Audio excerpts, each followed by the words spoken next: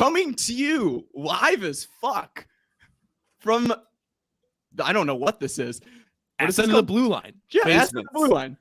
It's the Sons of Honarchy podcast with your host, Drunk Shy Sox fan. And Hot Take Tommy. On this episode of the Sons of Honarchy podcast, we have Carlos Rodon. We have the 108 guys in the flesh. Enough said. All of this is brought to you by us. Rate, subscribe, review. We are your favorite 4-star White Sox podcast. So, first off, you know what? Chirizi, you're with us. Oh, yeah. Beast Loaf, Beat Loaf, Vegan Loaf is with us. And a non-high My Sox Summer is with us. Yeah, not high. Nope. So we are stoked as hell that you guys are with us tonight. Oh, we're happy to be here, man. Oh, baby. Thrilled to be here. My Sox Summer, quit looking at your fucking phone, asshole. I'm tweeting out up. so people will know we're fucking live. All right? I tweeted the wrong one already. So. Yeah, I figured you were doing something fucked up. He tweeted the StreamYard link. Yeah, no. Here come all the people. I did not do that. Listen, I was going to be pure madness. I'm pinwheeling it right now. I'm sorry, Loaf. I'm sorry. Appreciate you. No, so we see already our guy Bruhan Luke is in the comments already saying he's really excited that there's comments because apparently we canceled people for comments last episode, really? Shit. Which nice. I want to, I guess, apologize for, but I am going to blame it on Carrie. I'm going to blame it on at that baseball fan, Carrie. Yeah. It is kind of nice that Luke showed up on time for the comments for your show. Not that he's ever done that for ours. No, he usually shows up late and then asks whatever celebrities in the comment chat if he can get them something for free. Like, he's like, hey, he's panhandling Rick Giolito, and Rick's nice enough to be in the comments, and Luke's trying to barter and get some free shit from him. It's like, Luke, he's like, hey, show up on Rick, time and shut the fuck up. You all think right? you could get me some this fucking wicked awesome, get like what is that frisbee golf, disc golf thing from Dylan Cease, and it's like it's Giolito. It's not fucking Dylan Cease's dad. If Dylan Cease's dad was in there, I would understand. I still did not understand it when it's no. I didn't say it was appropriate. He's begging Frolf goodies. Who cares about Frolf? What the hell? Like, what a waste. You have like a good guy in there, and you're fucking it up, Luke. I'm still mad about it. Damn it! I trusted you. Well, we all have beverages. Oh yeah, I think everybody has a beverage, right? Yes, some goose, so baby. I know in 108ing tradition and 108 podcast tradition, Chirizi, you usually have a little bit where you get the audience involved with a little bit of a drinking game. So you need the drinking rules.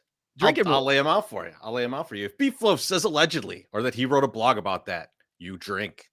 If My Sox Summer doesn't know a player or mentions his time on the West Coast, you drink. If I swear or say, here's the thing, you drink. If Tommy pretends he'll actually attend a White Sox game, you drink. If Steve tries to tell us he's a Bulls fan, you drink. And if either of them advocate for a salary cap again, you finish your drink. Yes. That was good. Teresa, I thought you were going to go with the Marco Patti stuff, but I'm glad you went with the salary cap thing. It chapped my ass too listening to the last podcast. I had a different version of this where I said if Tommy half-asses this show like he half-assed the blog he wrote for me, then you got to drink.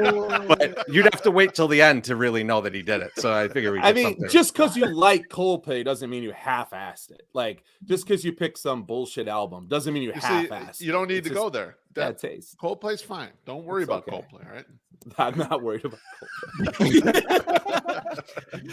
They put on a great live show. I will say that. Coldplay, I'm sure they do. Great live band, really fun to see. Tommy's going to go see them in May. I am.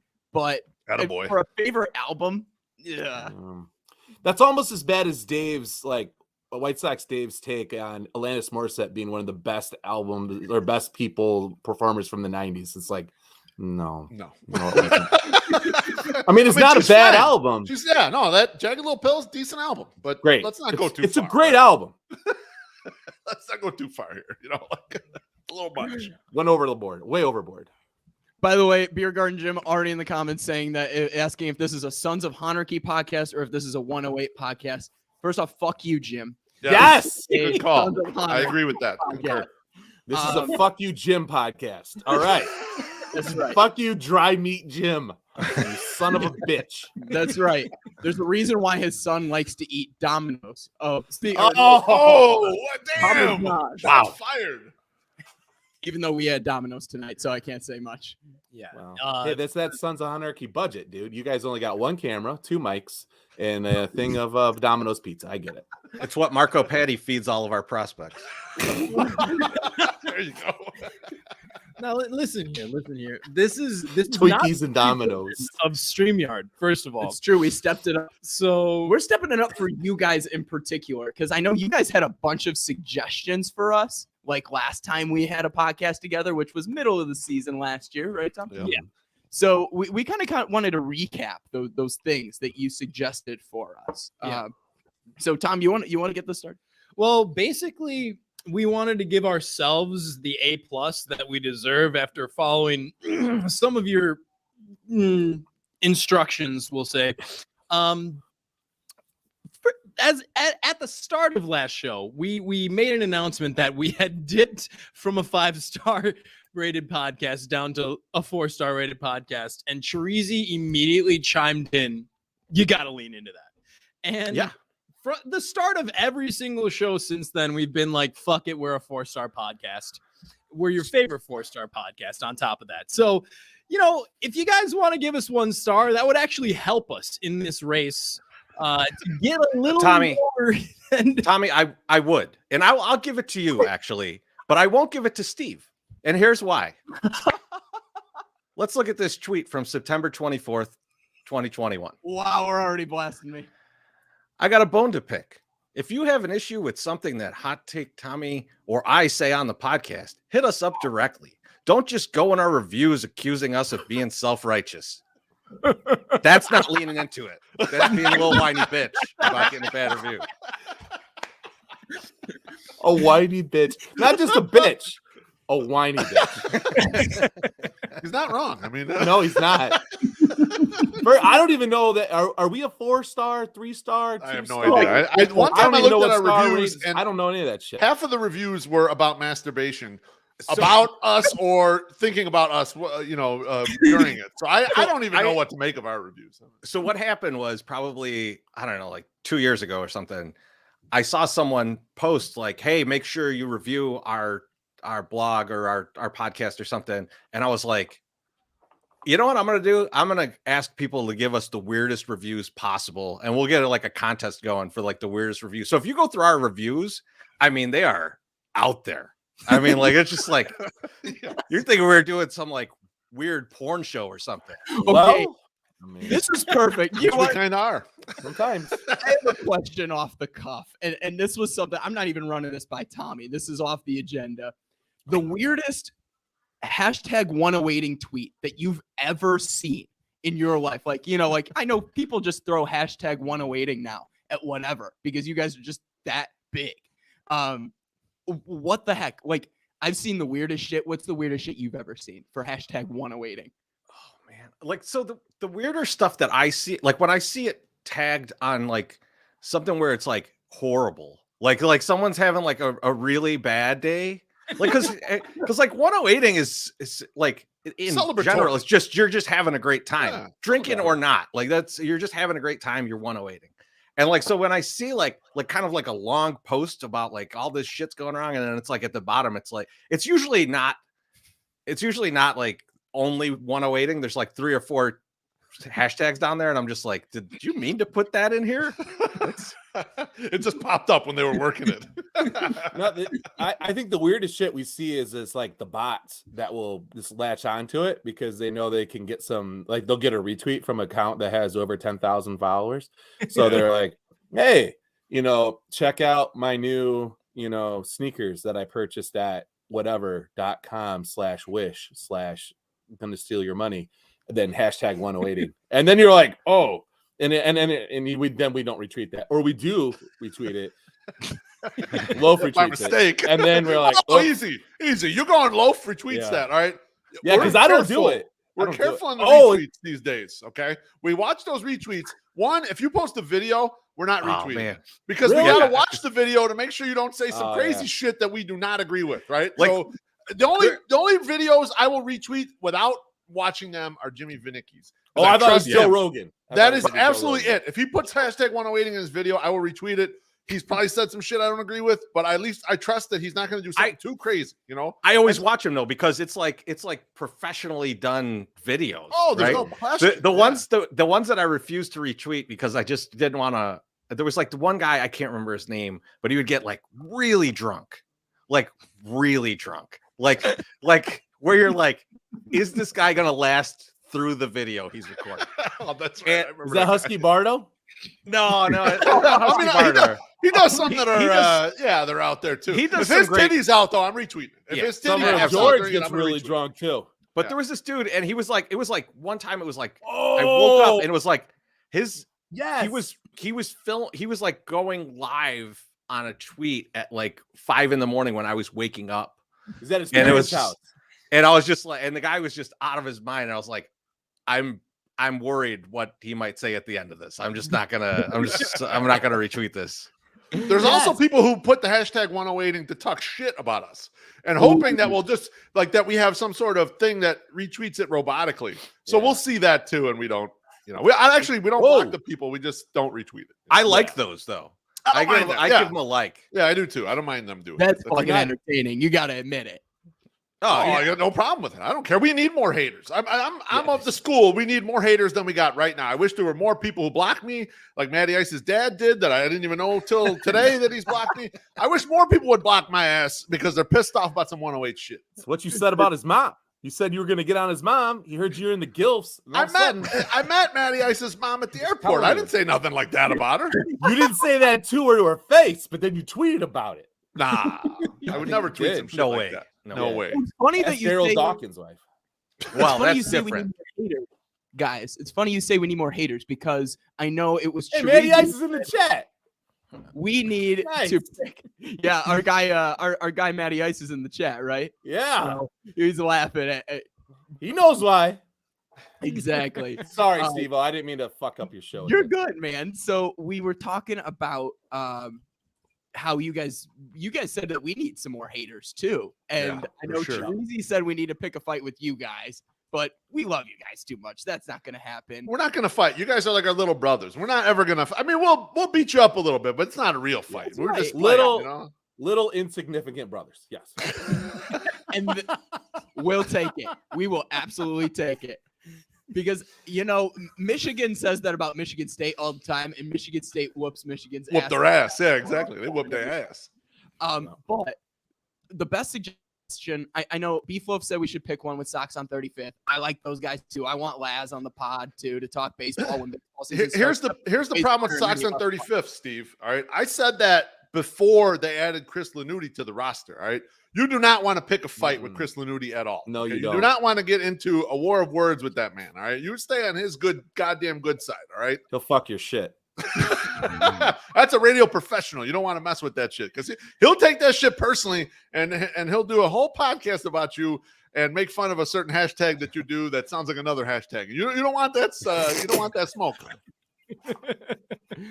But the best one was My Sox Summer said we needed to pick a beef with Public Enemy #1, Bad Guy Radio. Yeah. Ooh. Because here's the thing: if I got a bone to pick, like we say on this segment, it's me and Ken WO right now. And I can't believe I actually pronounced it correctly. It's Ken Wo. What about Ken Woo? It's like, whoa, that is over the like, line whoa. right there. The Moncada slander is unreal to me, man. It's ridiculous. He's a good player. And I know you guys talked about this last week with the guys from Good Guys Talk Back. And I get it. He's not producing the power you want, but, he's still. The rest of it's good. player. Yeah, he's a good player. So now this is all starting to come clear about Gabe was yelling Bumcada today. So okay, and now it's like I just caught little things. Now I get it. Okay, thank you. Full circle for you. Full circle. full for you, circle. MSS. Yep, I'm right here. I think the best comment about Gabe recently that I heard came actually from Steve's fiance, and I don't know if you guys saw, he shaved his head really recently. Oh, nice. Did see that? Yeah. He wants to be more like Steve, and Who doesn't? Yeah, exactly. Everyone does. The shirtless photo, the shaved head, it's all coming full circle in a big way for our guy Gabe and our guy Steve. That bromance is budding, I would say. I like it. You know, it's funny if you search Sons of Honarchy on YouTube as well. There's an old Gabe Show episode with Steve-O from the Sons of Honarchy and Gabe. Oh shit! I Oh, didn't nice. realize that. You guys should go look that up. It's a Great fucking time. great comedy. I Right now? remember those. All right, days. I'm gonna jump off. I'm gonna check that out. All right, See you later, Treasy. See you Peace later, out, buddy. Treasy. Also, can we ban Billy from the comments? Because I'm No, you need. No, Billy. you Although need- I tried to throw Billy out of Reggie's. I don't know. Steve, you were there. You had to be there for that. It was the first panel, so maybe you weren't there. I tried to throw Billy out because he was yelling stuff at the stage at us, and so we tried to kick him off the show. Like he gets kicked off Twitter every week. Well, I was worried you were going to kick me out during the second show when you stared me down. I know you were Yeah. intoxicated as hell, but you stared me down and then mouthed shut the fuck up and then Yeah. took the mic and then said, Steve-O, shut the fuck up. You know what? I mean, He's Steve-O, that joking. was your first experience, or maybe your second of our live shows. We interact with the crowd. And if the crowd is acting up, we tell them. I mean, we get on them. We had a show at Kroll's, and Oh, people no. decided to leave. Like they had been there before the show started. And My Sock Summer accosted them as they were leaving and said, "You're not leaving because of us, are you?" And he's like badgering these people as they're trying to walk out. They're just paying their bill. They're like, and he's like having a conversation with them, trying to get them to stay. And they left because of us, obviously. They were thinking about staying, and then you said that, and they're like, no, Right. no, no. No, they were like running out the door, and it's a revolving door, so they kept coming back through to listen to me when I was saying Amazing. what? Okay, Now, me okay, and my internet. going back through what we went through last year with you guys and all of your suggestions. One of them was get bodied by a celebrity. Why would that have been a suggestion from you guys? That doesn't seem like a good plan. Do you know how many hoodies we've sold from Jeff Passan, Body and Beef? You're goddamn right. You are goddamn right. Beef You gotta took- get look. Here's the thing. Six. Most We've of the sold other 6 hoodies since he got bodied by Jeff Bass. bullshit. That's bullshit. We sold. I'm not saying how many we sold that day, but it was a lot more than 6. We sold. Don't. Yeah. We don't need to. The IRS might be Okay. listening. We don't need to tell Okay. them all that shit. Okay. But the Okay, bottom line okay. is this. Here's where most other podcasts and blogs get it wrong. No one's watching this, so they're not going to find out the secret. They try to be treated so seriously, like have some special knowledge. Fuck that, man. Just get attention any goddamn way you can, and then once you do, then they'll give eyes to whatever it is you're trying to put out there. There you go. And that's what we've always done. And then somehow people take us semi-seriously. I don't know that they take us that seriously, but at least we Really? get eyeballs on shit. And people buy Hey, T-shirts. Hey, you And know what, balls fellas? on shit. I'm gonna help you guys out because I'm going to tweet tomorrow. I'm gonna post Steve's favorite album again, but I'm gonna tag Chance the Rapper, and hopefully he reads it and sees that you said he ain't done shit since Acid Rap, and maybe you get bodied. Well, Maybe we both do. that would be amazing. I would love to get bodied by Chance the Rapper We'll because be huge. We'll both Oh, reply man. with him What- wearing the what- Cubs hat and go, what "This was the end happened to for you." Chance? What's up? What happened to Chance? Like he's been gone. Like I haven't heard shit from Chance for like a while. Did he say some shit? Did he do like a Dave Chappelle? Like I'm gonna take away my money. Like if you put affordable Stipend- housing in my Stipend area. was too high, man. Like what happened? Because like You know what? he's Tommy's been real speak up, fucking because he's- quiet. Tommy's a big current Chance the Rapper fan. So Okay. So Colorado's Well, Tommy. then Let's tomorrow's go, gonna break your heart. it's just gonna murder me on actualtwitter.com. I won't see it anyway. So the whole thing that Steve always says about Chance the Rapper that really gets me fucked. make Chance the Rapper do acid again.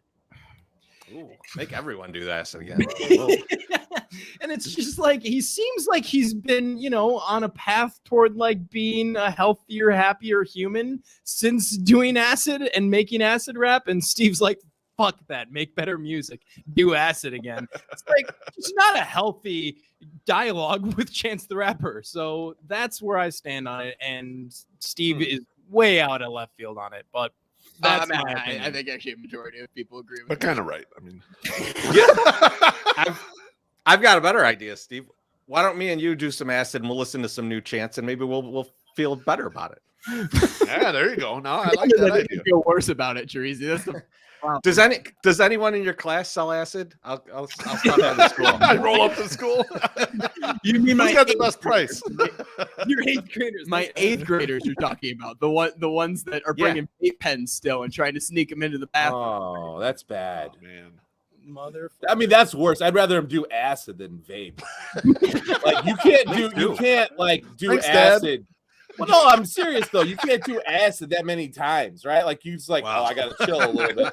Like, Allegedly. but you can vape for like a really long time. Like, that's Why can't you do a lot of acid? I mean, well. Isn't I'm- that- what I'm isn't saying that why is- Sid Barrett- MSS is a lightweight, apparently. Sid what I'm Barrett had to saying is- stop making music because he did too much acid. Well, that's different. But like when you're in 8th grade, I don't think you're getting your hands on acid like all the time, possibly. Who but- knows what but your you- dad does for a living? I feel like a nicotine addiction is way worse than like doing acid like every 6 months or 3 months or 2 months or Yeah, every long couple term, yeah, weeks. I probably. don't know. Exactly. So there have already been a couple comments about my internet, and I do apologize sucks, dude. because it is absolutely garbage. I think Luke's comment is amazing. Yes, it does seem like I'm borrowing MSS's internet right now. But I do have to say, you know, this is a last ditch effort to try and find a space where we can go and podcast and not bother people. So here we are in my dining room with super plaster walls around me and Wi-Fi signal in garbage. So I do want to apologize for those that are listening live. Your man's just trying to buy a fucking home. All right, let him work on it. Do your thing, baby. Do your thing. Gonna be there, guys. Okay. And, Jeez. and guess what? It also has that old home, plaster walls. So maybe we might need to rip some out. But hopefully you'll have Xfinity or something like that. Not that AT&T sucks ass, but AT&T sucks ass. Sucks So ass. that's all there is to it. No free ads. No free ads. guys. No, sucking ass is an ad. Man. That is not an advertisement. Now, okay, back on track. We have from last year again. You told us to get a gimmick. Now, what that meant to me was almost nothing. But then you guys kind of explained a little bit, and Beef came in right away and told me that I had to first start going to games, which I will. Everybody drink. And then I have to dress up for those games. Now I did it once. One time. It was It a worked grand great. ass time. You got It a was lot of fucking attention. great. You got a ton of attention when you did that shit, right? Yep. Okay. You need bits here and there, right? You see stupid people like me out there betting the Jets money line every goddamn weekend, right? That's dumb shit, but people love it. People can't wait to tweet me on Sunday morning, Beef Jets, and they got Jets memes and tweets at me and shit. It's like you need bits. You need people to keep interested in whatever dumb shit you're up to. Like that's the key right there. If you were like a suit and tie motherfucker to every game, people will be like, "That's the suit and tie dude, man. Let's Yes. go get a picture with the suit and tie guy." Like, It's even like people going that know April nothing when about you your pull up blog or to the podcast want to do that shit. I'm just I'm trying to help. You know, It's perfect. It's perfect. And it did. It was great that one time.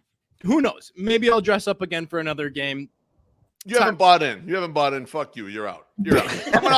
Someone else who's watching. I want you to become the suit and tie guy. Tommy sucks. He's out.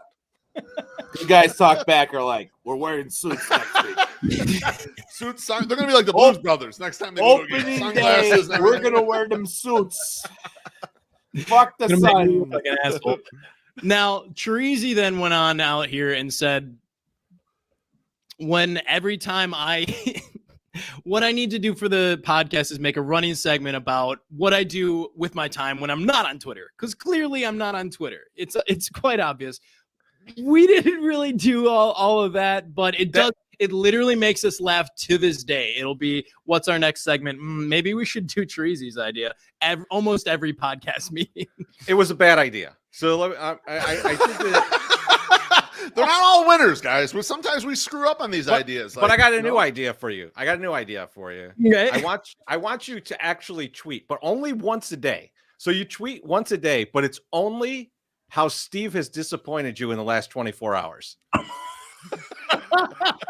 That's not bad. I You like just that. drop in once a day, and no one knows when it's going to happen. But people will set up notifications to make sure that they catch how Steve disappointed Tommy, you need to get Yeah. on that quick because if you don't pick up that bit, I know someone that's sitting, about 10 feet, 12 feet away from us, who would definitely pick up on that, but she's already nodding her head. And yes. we would retweet that shit. That shit would get big Yeah. real quick. Like we'd get that out there. And Tommy, you do it soon too, because when Steve-O, saving his money, takes a can of SpaghettiOs to work and eats them cold because he forgot a bowl to put them in, like that will be a great tweet. Like he'd be like, So depressed. Just so he'd be like, dude, I just ate cold SpaghettiOs. I'm the for guy lunch." who actually there's Bad. in college one time, and maybe my former college roommates who semi-listen to this podcast will appreciate this story. Show offer. They used to always buy 2% milk or whole milk, and I hate 2% milk and whole milk. I'll only drink 1% or skim, even with cereal. And I poured I mixed milk and water in my cereal. And they were like, "What kind of depression era bullshit is this?" So that would be on brand for me. That'd to be eat perfect. Cold spaghetti. You putting half milk, half water on the cornflakes is some funny shit. That needs to be out there. Like do that every day. Like, I can't wait to have my cornflakes and then a video of you pouring that bullshit in there. People would love that shit. he fucking would. Don't tell him to do that. You're a vegan. You don't know anything about food. What's Shut milk? up. You see K-Fitz is saying he eats cold SpaghettiOs out of the can too, and then he says teacher life. I want to be like, dude, you fucking go to really nice restaurants in Vegas too. Bro's dipshit. at the casino So, like, every day take it gambling. easy. Like he's Take man, it I just hit easy. something on the slot, And you trip over better food half the time because you're too drunk to remember you fucking ordered it. So like, don't even shut up.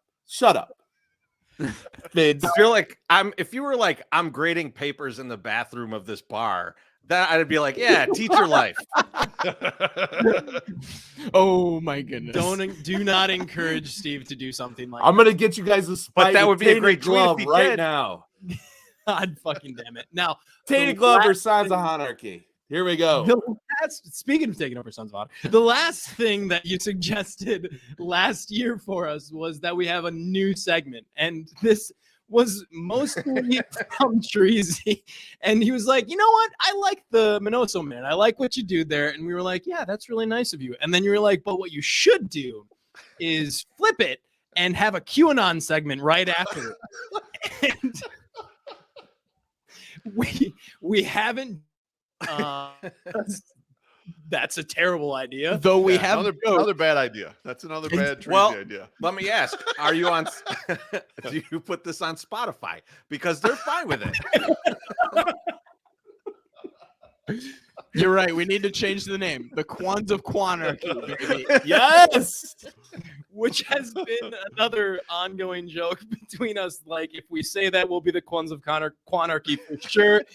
So thank you for the ongoing jokes, Treasy, but please stop with the ideas. We're all good. Well, the tweet one's a winner. It is. I really do. I Stay with that one, Treasy. Push them on that one. All right, come on. What might help is Chirizi, you and I sit down, do some acid, and we do some brainstorming together. Okay. Oh, man, that's true brainstorming. That's right, man. That's right. Well, I'll tell you what. There was a really funny comment in here from my guy Billy Wires, which I'll put up on the screen and not say out loud. So we have That's a not very special nice. segment specifically. I don't think eating ass is vegan. I don't either. I'm I'm not willing to try to Well, see if I'm violating we- the vegan rules. I think it depends on if the person is a vegan. Plant-based ass.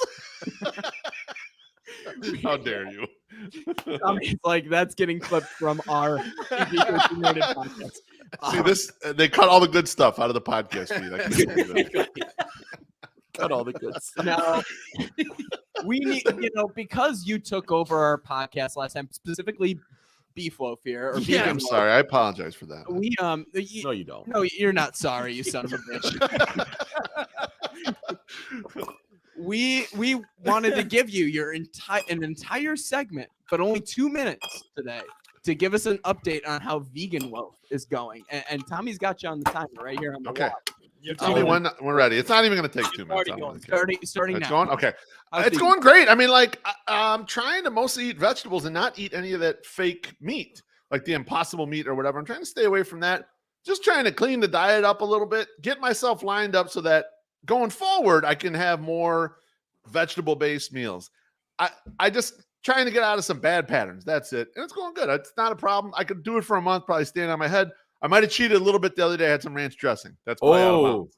That's So probably, probably and probably Super needed. Bowl, I'm going to cheat because I'm going to have a little eggplant parm sandwich at Treasy's house. All right, so we're just gonna start calling you fucking liar beef, if that's okay. Yeah, that's because that's not vegan. That's not vegan. That ranch is not vegan, right? I'm eating it. I'm eating a salad that has ranch dressing. And I'm like, wait a minute, ranch dressing? That's not. And my wife's like, don't worry, I won't tell anyone. But here I am out here telling everybody. Like I fucked up a little bit, all right? Now, I've heard. Now, this is. I don't know if this is true or not, but I've heard eating ass is vegan. So you can go ahead and try that, and let us know. Let us know. I'm old school. Us guys above 40, we don't eat ass. You know, I'm Yes. sorry. We were out at a bar. I'm not gonna name names. We were talking to some people that we know, and we asked a younger dude, and he's like, "Oh yeah, I eat ass." And we were all like, "Really?" And we're old guys. We don't eat ass, man. We're just not into it. It wasn't a thing. It wasn't It's a not thing. a thing for us. No. It was. I assume you young fellas do. I mean, God bless you. Go for it. Do what you got to do. You know, I'm not against it. It's just not for me. You know, You know, I'm not trying to judge young people. I think, you guys doing a lot of things better than us, man. The edibles back in our day, we had to make it all ourselves, man. That sucked. You guys got the whole thing figured out. It's beautiful. and the That's young legal. folks, Good they shit. speak their mind, man. They stand up for injustices. I appreciate that, man. We didn't do Yep. enough of that when we were younger. We should have done more of it. And this ass eating thing, just not for me. I'm not against it. I'm not going to get behind it though. Proverbially. It's a young man's game. It's a young man's game. It's not for us. I We're not love. supposed to. I love the hard left turn. It's like you're clearly talking about eating ass, and then you're like, but human like civil rights and justice. Let's just go talk about that really quick. That's really important stuff too. I think these are all important topics. I just Yeah, think, everything is. What Yep. the heck? You know, sexuality is important, baby. there's probably somebody out there who's embarrassed about Eating what ass. they do. Yeah. Yeah. And then, Yeah. we're telling them, hey, there's other people out there doing that shit too, man. Just feel good about whatever you do. Yeah. No kink shaming. We don't kink shame. Yeah, don't worry about it. Also, my suck summer, are you sure you're not high? Because I just saw you turn your mic off, cough, and then just in 3-word comment. Are you sure? Yeah, no. First off, like I don't know if you know this, but like I seem to sometimes talk on for too much, right? And I know you guys try to run a tighter ship, so I'm trying to keep it like just get in like when I need to. And I also have a sore throat or something, and I'm like a little bit like phlegmy, so I'm just kind of I'm hoping You're not that invited to my Super Bowl Yeah. party. I can't come to your Super Bowl party because I have kids, and like no one wants to deal with me and my kids, right? So like I'm just And leave like, your I don't kids at wanna home do and come. it. I don't know. I'm getting mad. Exactly. It could be. We get you I in don't- trouble. It just like listen. I love you guys, and I want to come to your house, Jersey, but like I'm like, oh, the girls like watching the Super Bowl kind of too, you know. And cool. so I can't wait till Dr. Dre is up there singing Nothing But a G Thing, and I get with my kid, and I'm like, hey, look at this. This is what we used to listen to. And speaking of 1995, Steve-O, I was listening to your podcast today. Tommy, I love your guys' fucking banter. You guys are great. Okay, you just called it my podcast, though. Remember, I do have Your a co- podcast. Yeah, your podcast. I said Tommy too. Your internet phase. There Now, we go. fucko. So when I'm listening to it, I'm like, God, these guys are good. They have good banter. You guys have been doing it for a long time. I remember when I saw you at Sox Fest and you gave me a koozie. You're like, my Sox summer, what's up? And I'm like, I can't help you. Don't take I that mean, shot we glass, suck though. too. Leave that I have a shot glass. It's upstairs. But anyway, so he's talking today, and the one thing I didn't like, you're like, I was born in 1995, and I was like, I was graduating high school in 1995, and I'm like, and it's just funny because you're crawling out the vagina, I was crawling in vagina. It's just perfect. Allegedly. It's just like role reversals. It was crazy. Side note, 1995, first time I did acid. Was it at the Pearl Jam Wow. concert? That wasn't the first I would have time, guessed but under on that. I did it. You know what, Beef? You might be right. But that I'm Pearl just doing Jam the math concert, in my yeah, head. I you was. know? That was oh It's man, too that was You're not quite a time. supposed to remember taking it, so that's fine. That is That's- perfect. Well, speaking That's of a not lie. speaking of not remembering things, Yeah. we got a question for you guys, and you can turn this into a little bit of story time too before we get into the nitty gritty of the podcast. Titty gritty. You, God damn We it. stop we vagina, got- now let's talk some titty. We- This will be all the rage on Twitter. I I don't know if can't you wait. know this, I can't Tommy. wait for this podcast to come out. It's gonna be Black like titty. we got the 108 guys. Thanks a lot, everyone. Good night. Titty.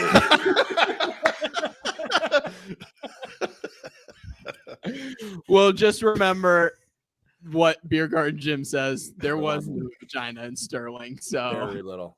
yeah. Now we were talking about forgetting things. Sometimes alcohol tips us all over the edge a little bit too much. Now, I got to ask you guys, one time you guys came on, actually, this was actually part of our 3 things. We asked you guys what your alcohol of choice is outside of beer. Now, flip that. What is the one beverage that you guys have learned you can't serve to the other person? So, like, for example, I know I can't serve Tommy a Busch Light because he's that pretentious. Won't drink it. Oh, Oh, okay. see, I took this a different way. Oh, no. Take it the other way because Okay, so what I learned after many moons of knowing this asshole here is I cannot serve him tequila. You won't know who he is at the I end love of the tequila. Damn. it becomes a problem quickly. So go ahead, and if you have stories, take it that direction, because fuck Busch Light, but also I don't know who Steve is after tequila. He is just a different person, namely a demon, actually. Just comes right out. Hello. I'm probably the easiest. So you guys could go ahead and you probably both have stories about me not being able to drink. Just so like, alcohol. Just anything to excess. I mean, like Teresi can drink everything. It's not one that bothers him more than the other. It's just he can go too far with all of them. Like About 9:30 at night, if he's been drinking heavy. Friday nights at Sox games, you can find Teresi snoozing in his seat, like about to fall Bullshit. asleep. Bullshit. About to get there, and then he'll make it through the game, but he really wants a nap. He on Friday slept night. through No. most of the fun parts of my bachelor party. That's Well, true. that did happen. Just the way it That was. did happen. And then he was yelling at everybody because we didn't want to listen to Slayer at 4:00 in the morning when we were on the way home. I'm still right about that. we'll never forget I- from with Lowe. this year when Teresi was like, "Oh, go ahead, my bad, No, bad no, internet." go. Tell We'll you- never forget when Teresi, I hit him with the final 5 when we're in our seats this year, and he just goes, "Hello." That's my post-game. bit. Yeah, That's my bit. right. That's his thing.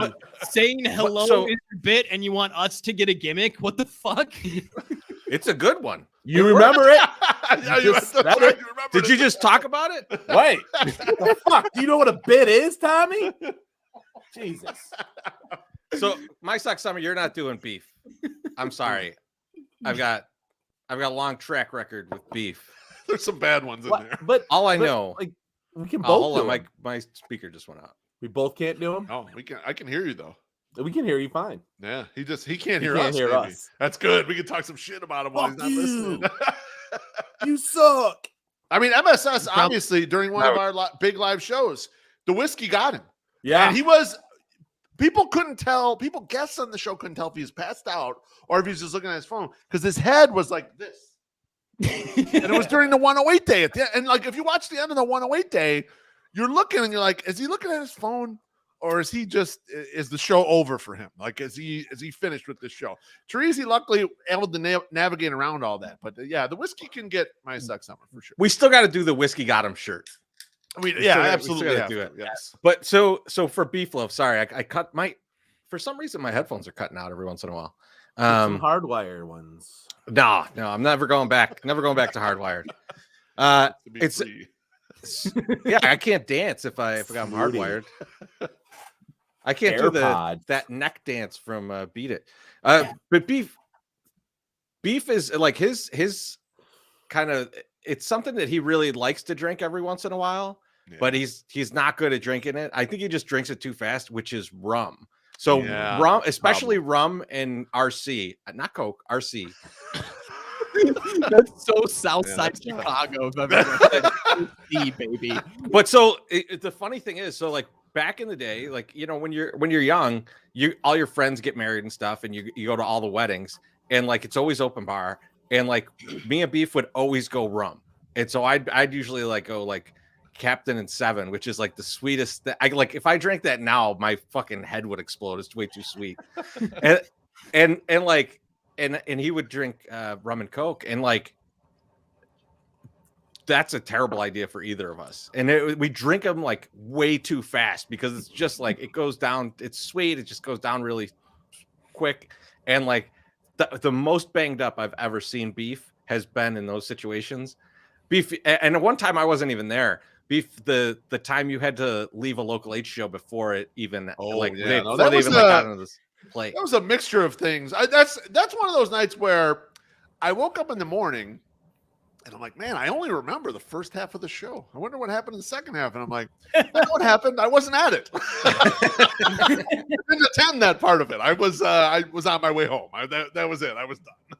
We went to a fundraiser at the local Catholic school, and we were in the basement, and Loaf was drinking rum, and like he gets excited and he drinks fast. We had a big win that day. My girls' team beat a boys' team in the Catholic school league.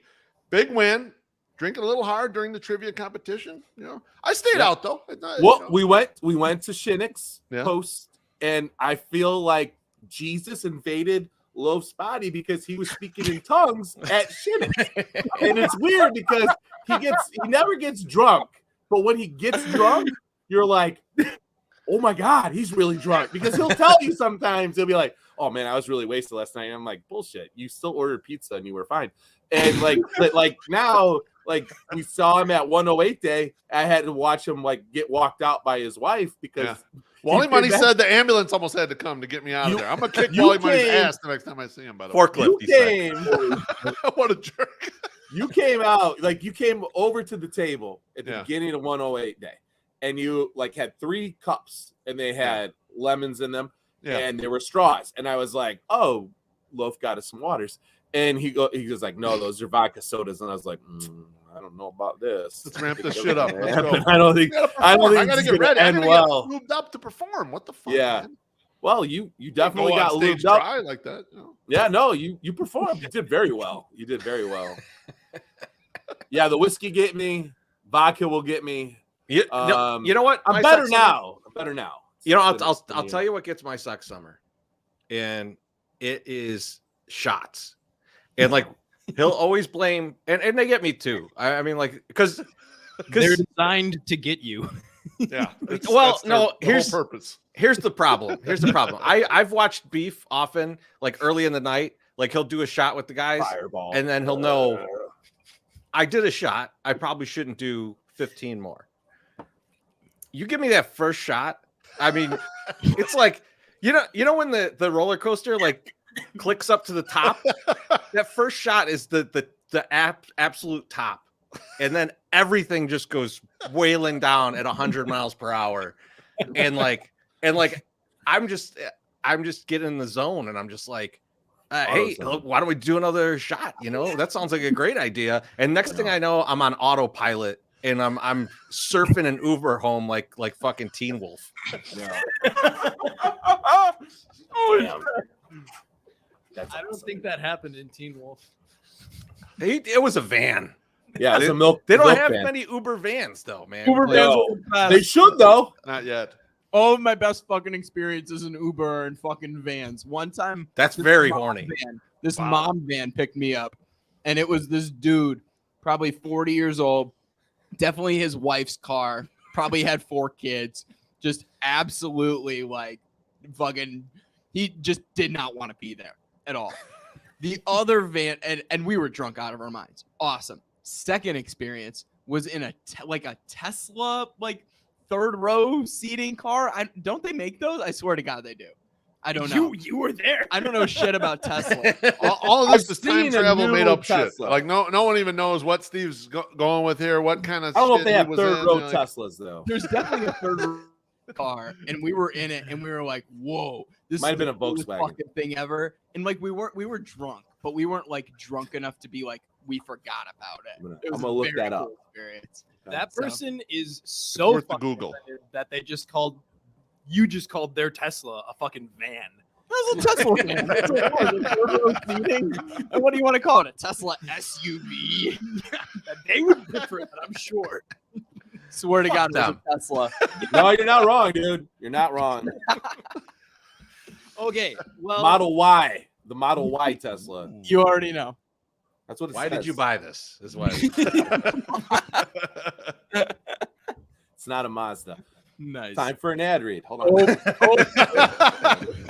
Zoom Zoom Nation. No free ads. No free Um, ads. By the way, big Mazda fan here after getting blocked by somebody on Twitter. If you don't know, Oh, inside joke. I don't know if anybody knows. About I got that inside joke. Sorry. there will be people in the chat who will enjoy that one.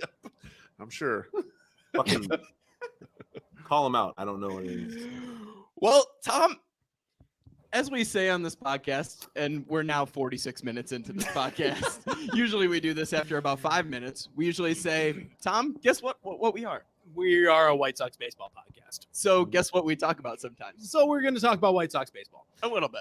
Kind of adjacent. So we're still in a lockout. So how about we talk about that promo schedule that was released, right? Not what we've already talked about, not the details we've already hashed, but this is a question to all three of you now. What is one themed night that you'd create given the opportunity? Like you are Brooks Boyer basically in this, I guess.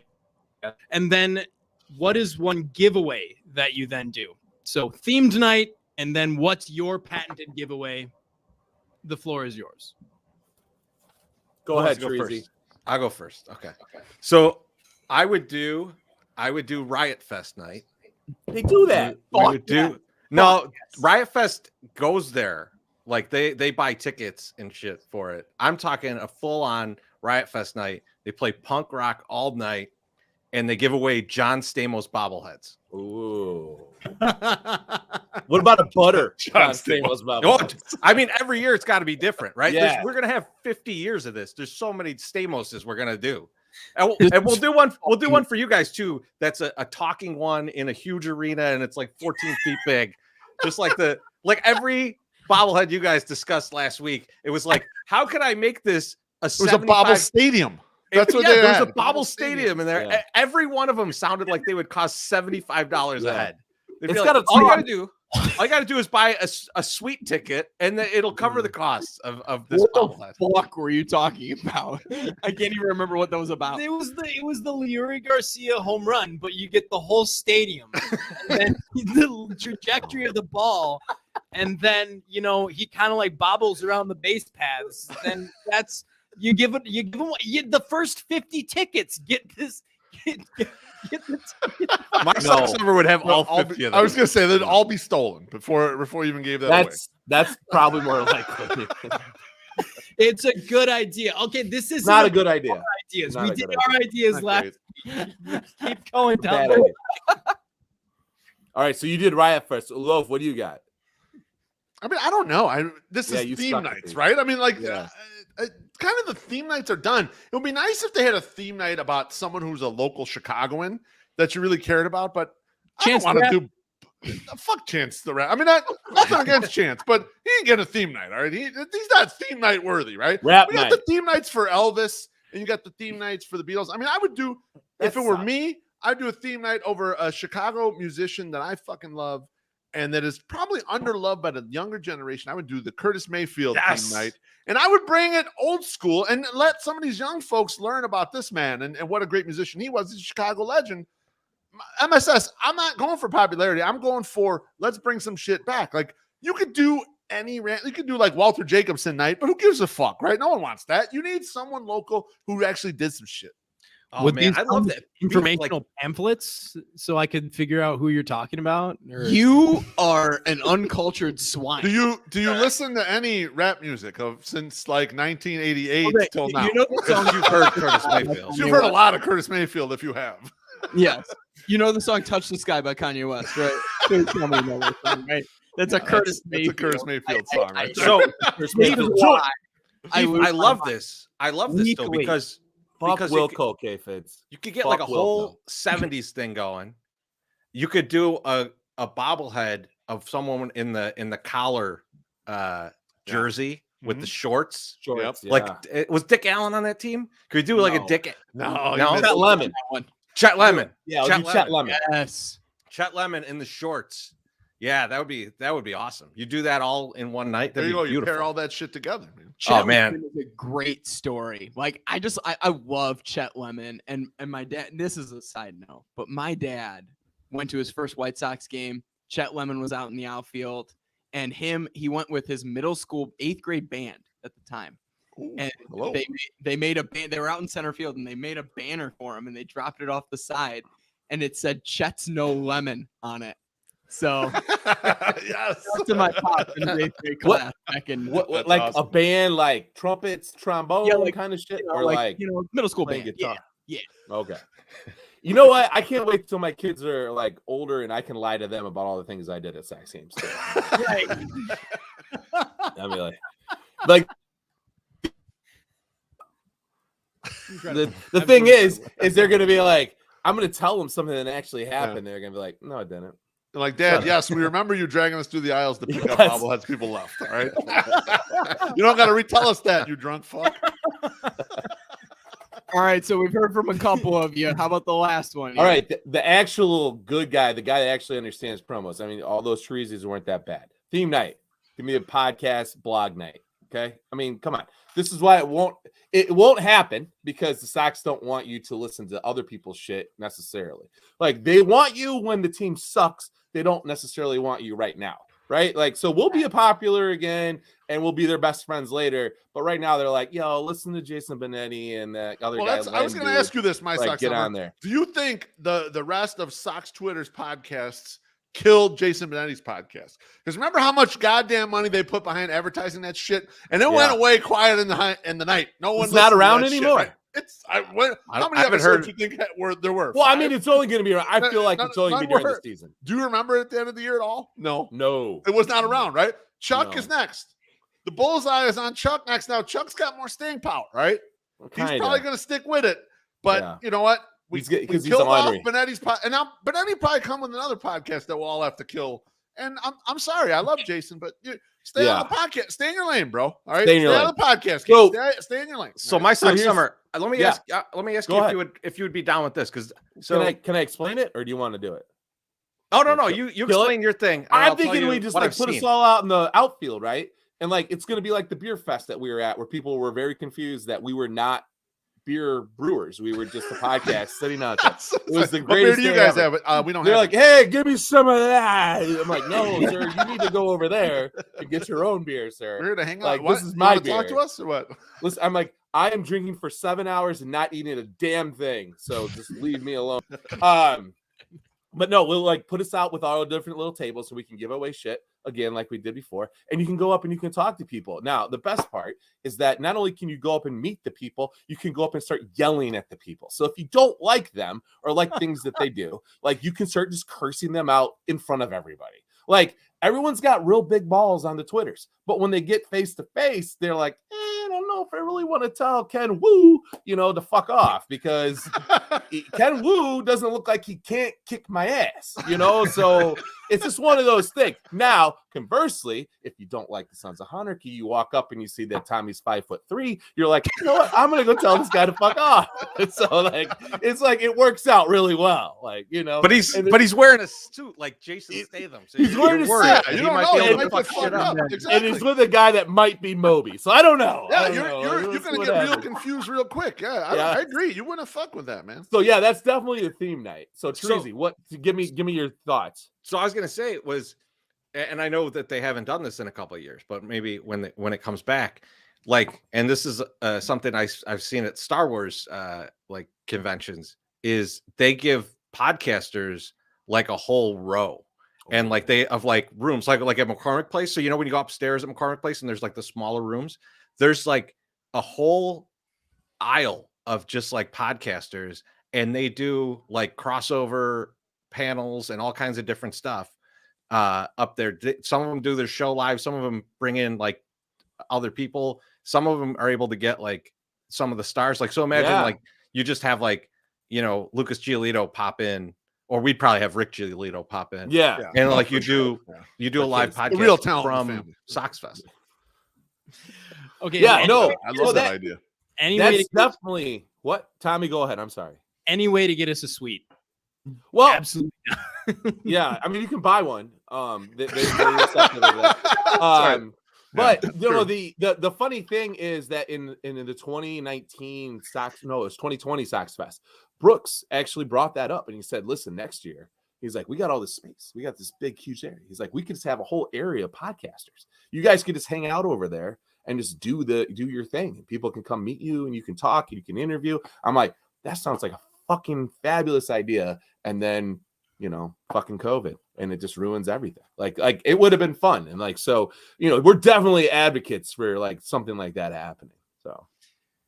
Well, That'd be dope. that would I be agree. that would be Yeah. great. I don't know if we'd be included on that because we're only a 4.1 star Listen. podcast, but Listen, you're making friends with the right people. The 3 people you have on the StreamYard right now can make a lot of things happen good. Okay. That's right.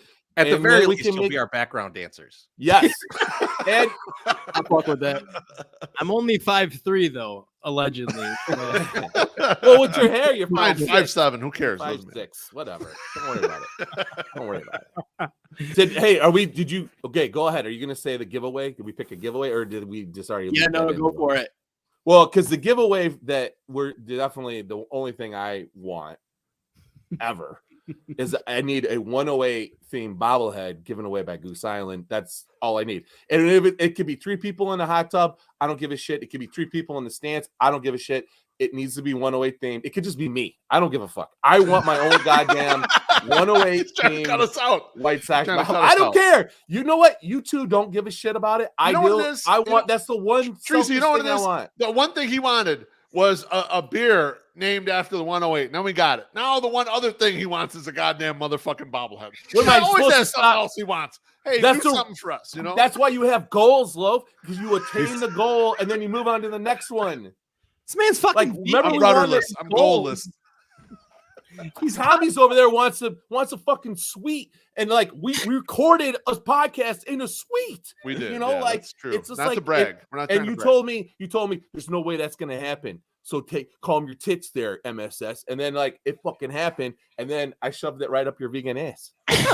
You did actually. You said we're gonna get Brooks on the show. I said it couldn't hurt to ask, but no way he's coming on. He came on. You said we're gonna get Layla Rahimi on the show, and I said there's no way she's gonna come on. And you asked, and she came on, and of course, so like, hey, I trust you, baby. I'll Yeah. still doubt you though. When you reach definitely. for something, I will still doubt Motivation, you, bro. Sarah J Motivation. is not coming on the show. Gianna Oh. Michaels will not come on the show, and neither will Violet Myers, even though See- that blog went absolutely nuts, Man. and she loved the tweet about it. She's also not coming on. You say Yeah. that now, but anything is possible. The fact that we had minor league baseball players actually come on our podcast is actually pretty phenomenal. Tyler Johnson came on our fucking podcast. That's good. But- And we're not from the 108. We are the guys who get their fucking podcast name butchered by everybody, including Jimmy Vinicki, who's one of our biggest supporters. We said anarchy, not sons of anarchy, but you want to just fucking play into it. I don't even give a shit. It's fucking awesome. Now, Anarchy. first off, another thing we do on this podcast, as mentioned before, is the Minute or So Minute. So before we hop into our next little bit and things we got to ask you guys, I got to take a minute and just say, because we're at the hour point, and the fact that it feels like it's been 10 minutes to me is just like absolutely incredible, because that's a testament to who you guys are, and not just as a podcast, as a group, but as individuals. And the brand that you guys have built and the culture that you guys have helped to build throughout White Sox Twitter in particular, but just White Sox fandom in general. So I just want to thank you. This is my Minoso minute, and thanking you guys for helping create a culture, that is far bigger than just the game, far bigger than just a bunch of fans, but a bunch of people that actually look out for each other. Thank you. I appreciate you, bro. I appreciate that, man. shit, Thank you. man. It's always good to hear. Is it okay if I turn something around on you? I said I'm not going to take over the show, but I told Mrs. Beef I got to get one question in to my boys. I got to push back on them on something. I got to ask them something. It's cool if I ask you guys one question. Absolutely. Ask us all. You guys are celebrating your 108th show tonight. A lot of people out there who don't do podcasts, or even ones who do and give up on their fucking podcasts, like Jason Benetti did, don't realize how much hard work it is to get to 108 fucking shows. It's a lot of work.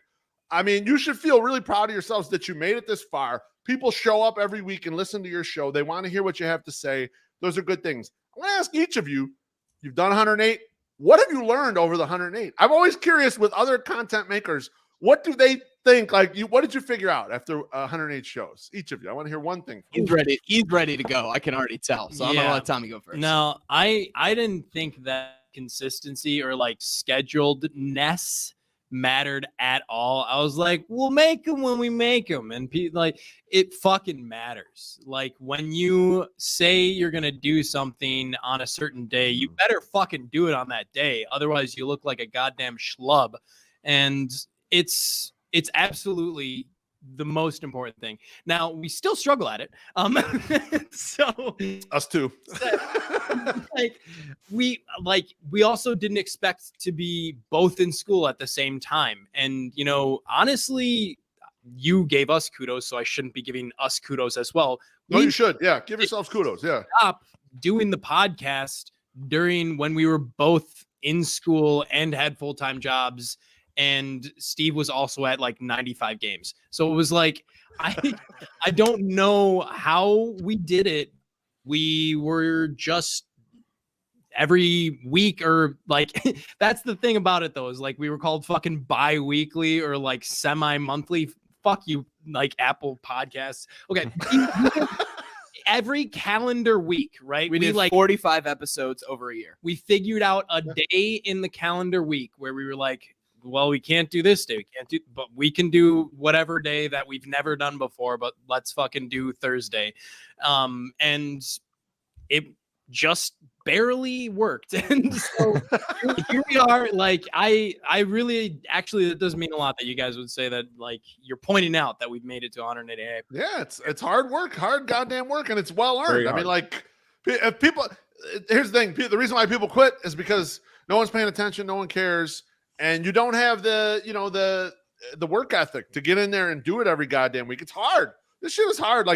I know it's not hard for everyone because some people just mail it in and talk about whatever bullshit and don't really prepare, and it sucks, and then they quit, right?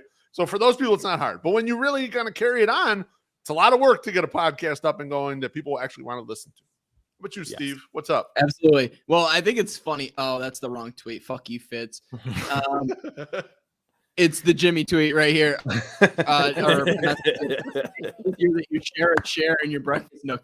The funny thing is, Jimmy, this is our dining room. So to kind of put that in perspective, not our dining room. We like each other. We don't live together though. You should. Yeah. That's next season. That's how you make an album, man. That's a teaser right there. You tease Yeah. This is my dining room. Pardon me. Because poverty status apparently over here. No, can somebody repeat? Can you repeat the question again? What have you learned over sure. 108 episodes?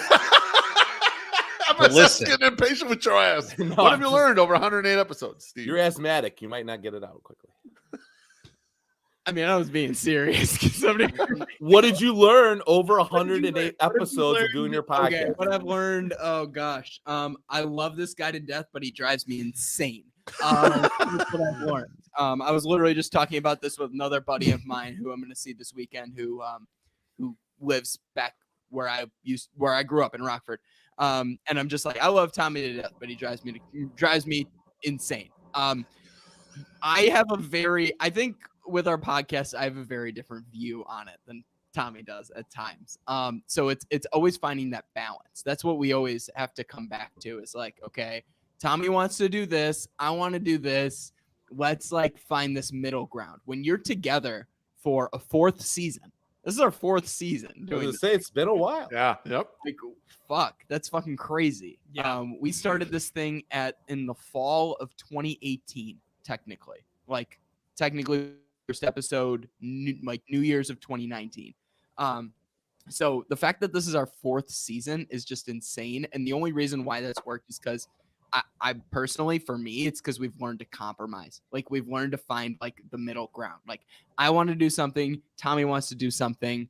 I have crazy ambitions, Tommy tempers them, and then we go from there. I know it's like a really like not funny slapstick answer. No, that's a great No, answer answer, though, though, because exactly. it's a lot of work to make a couple people, and in our case, 3 people, weave our ideas together, weave our comedy together, weave everything together, and make it go. Like, you watch shows and you see how disjointed some shit is. Like, they're just people talking at each other, and there's no cohesion or whatever. But you guys got cohesion. You guys do work together, and you're in on some shit. It's a lot of work to get there, to get and do that. Yeah, absolutely. And I'll be honest too. The one thing that keeps me going is just like people tuning in on a regular Right. basis. Like the fact that I know people actually go to either Apple Podcasts is like 70% of our listeners, or 78% of our listeners go to Apple Podcasts, and then like, you know, another like so on Spotify, so on and so forth. But like the fact that people actually purposefully go to their phone and then actually click us and click listen. play is just like fucking flattering to me. Yes. Because like I that's the biggest thing for me, you know. And I know our guy SPF here asked, you know, about top 5 moments here over the past 108 episodes. You know, it's been amazing to have guests. Love having guests. Every guest that we've had has been a fucking privilege. We haven't had one single bad guest. Honestly, I don't think No. we can. Till You're tonight. lucky. Till tonight, exactly. Well, hey, I mean, there are a few. I mean, we've had guests that have fallen off too. You know that and aren't, you know, active members of happens. the Text Twitter community. You know, or you know, Like we had a Karen. friend like in the first season and had been in touch with it in 3 years. But like, you know, what it is it's. I think my biggest moments aren't necessarily even the podcast. It's the community that we've become a part of because of the podcast. Like it's been so much bigger than just the podcast. The podcast is an outlet to really engage with people, and I'm very grateful for that. Yeah. Yeah. Nice And- PC answer.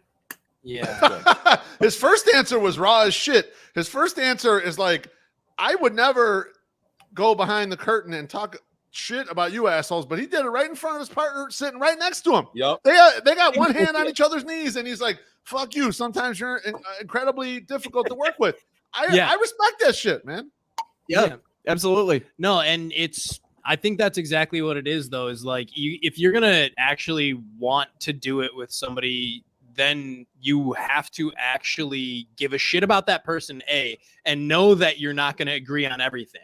Because there's no fucking way. It's literally impossible to agree on everything. And if you That do, also be a somebody's terrible podcast. yeah, Yeah. Yeah. Stink. Yeah, exactly. It'd be horrible. I also agree with that. Yeah. All right, let's go on to the next one. Great. No one Do cares. you want to go have a martini? Sure, let's do it. yeah, and it does help sometimes when Steve comes and is just like he wants to wring my neck when he walks in my door, and then it's just like, hey, let's start going, huh? Let's get, Roll tape. Let's go. Yeah, save it. yeah. No, It's true. it's definitely, and yeah, we chop shit sometimes when we're like we're at each other's throats, and we're like, okay, we can't put it on there. Oh, Oh, damn. put I need that them in. outtakes. Let's put that on there. Special outtake tape. You got to put that out there. Yes. Man. Like a mixtape, you know? Yeah. Yeah, no, and it's but when it's actually a good time, you know, and that, like, it's basically the fucking, oh, what's the goddamn iron sharpens iron or whatever. It's like it becomes more and more fun the more that we do it. If we gave up, like you were saying, on when the first hard thing happened, we would have been done in 2019. So yeah. Well, you can't expect people to be interested, and I think that's something that like a lot of people don't understand. Like you're not interesting immediately. Like people don't know you, they don't know what it is, and like everyone has an opinion. So why do they want to listen to your opinion? So you have to tell them 108 times why they need to listen to your opinion. And like it's just like you get a lot of these people that are just like, oh, we're not gonna, oh, the people don't like us, they just don't understand what we're trying to do. No, your shit sucks. Like they don't, you're not, it's not good. I think they froze. I think they're Yeah, froze, that's or okay. they're really intently listening. That's No, they're awesome. just being real still. That's all. They're fine. Super still. There's nothing wrong with I just that, thought they you know? were taking it all in. Like they're like, they I'm gonna- really Who's really the head of the feeling what chat MSS now? is saying. No, but like, but you guys know what I'm saying. It's the same. Oh, I know what you're saying. 100%. Yeah. And in fact, We're all in the the same first boat. time you roll out the mics and everything. Oh no! I think we're still live, though. I think we're still Thank you, good. Quarantine. And welcome to the Funny 108 podcast. Fellas, yeah. what are you drinking today? Actually, they didn't even ask what I was drinking, and I got out these fancy. Oh, these, look at that, These man. little cups. Now, chorizo. I have this size, and then I have a smaller size. Yeah. Like, what are the smaller size for versus the bigger size? So I mean, I don't know exactly what that's for, but if I had them, I would use the smaller ones to run neat. I might Okay. do like Oh, yeah. That's a good idea. I might do like a Manhattan in that, Okay. you know, so that like it's just straight booze. There's no ice in it. Okay. You know, it might be doing something. Treasy, like what that. was that we had the other day that Nick Garcia turned us on to? The Oh, Godfather? the Godfather. That There's a shit Godfather. was delicious, man. It's supposed to be Scotch and amaretto. Yeah.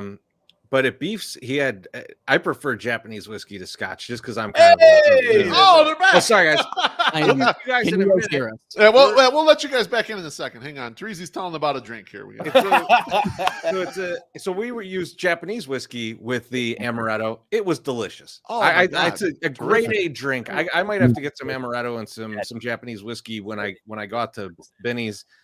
So we got that for the Super Bowl. We are- lead off with that, maybe. We have one lead off, and then we go back to beer after that shit. Yeah, that sounds good. All right. Good to have you guys back. Welcome to the show, guys. Hello, So our guest Can you tonight. actually hear us? Wait, can you actually hear? Yeah, we can hear you. We can hear Yeah. you. Yeah. Thank fucking Christ.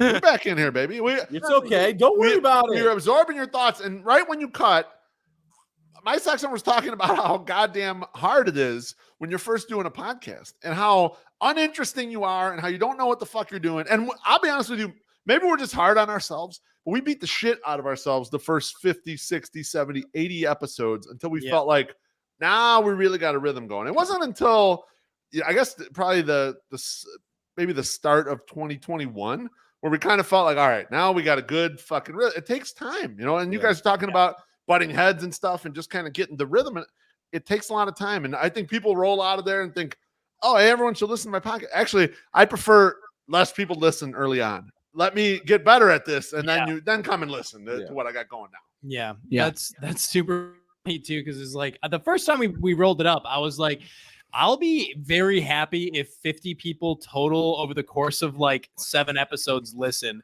and that's definitely happened. Like we're at like 52 people have like tuned in to this point, which is really great. I'm so happy.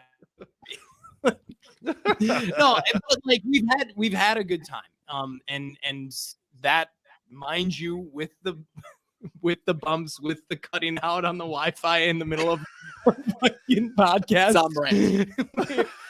we've enjoyed ourselves along the way, which is huge. So Yeah, I can't wait to move into a new place and get better Wi-Fi because this is It's okay. Don't worry about it. holy shit. The fact that, well, here, I'll be honest. Do you want the honesty moment here? The Yeah, fiance went on the Wi-Fi on accident for 1 second and it just cut immediately. That's hilarious. Look how bad this shit is. Holy cow. Well, Steve, no bullshit. When I'm getting ready to come down here and do the podcast or even do your podcast, I'll tell my wife and daughter, hey, stop streaming absolutely fucking everything. You can watch cable. That's it. Or be on your phone or whatever the fuck. No streaming YouTube or any of that. We got to make sure this connection's good.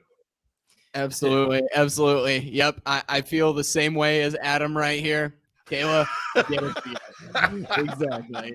No, it's all good. It was an I'm accident. ruined this show. Fuck him. Shit happens.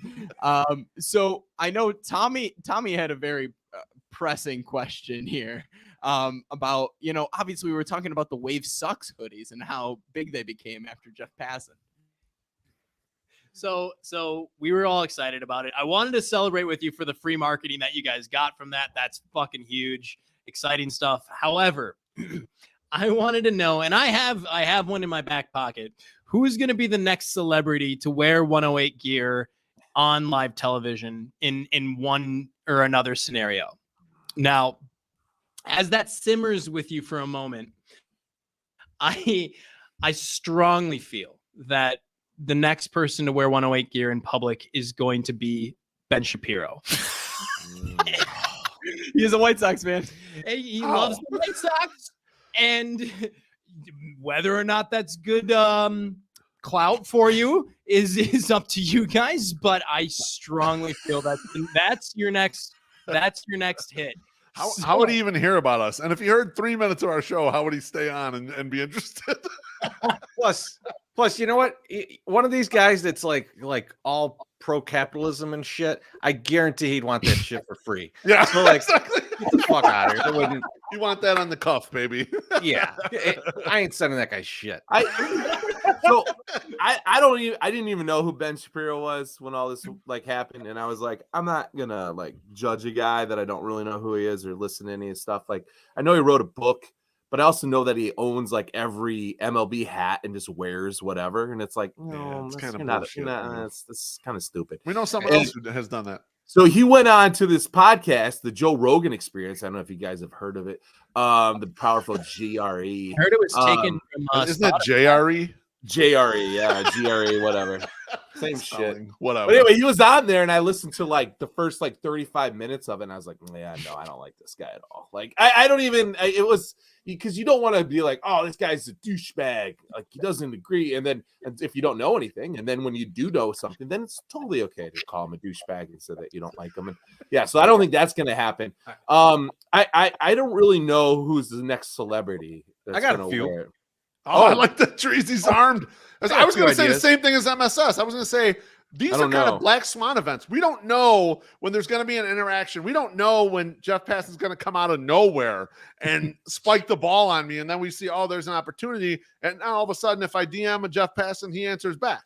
Like, well, you don't know when that shit is going to happen. You have no clue when lightning's going to strike. You have no clue when someone's going to reach out to you and say, hey, I want to get Steve Stone your t-shirt. I want to have him in your t-shirt. We'll take a picture of the t-shirt. It's like, we don't know when this shit is all going to hit us. No, it just happens sometimes, and we're grateful and lucky for it. The Steve Stone thing though was interesting because they offered to pay for it. They were like, we'll buy it, and I was like, you're not buying it. I'll send it to you. Exactly. And they're like, no, free t-shirt. Yeah, exactly. no, let us buy it. But when it was Jeff Passan, he's like, please send me 8 things for free. He did not say that. That is it wasn't even like, hey, I'll buy one Don't and buy give me them like one. that. He was I like, offered. I need everything. No, that's for bullshit. free. I offered. Don't paint this man in a bad light. I offered that, and we decided to send him some extra stuff. And he said his family loves the 108 stuff. They wear the knit caps, everything. They like it.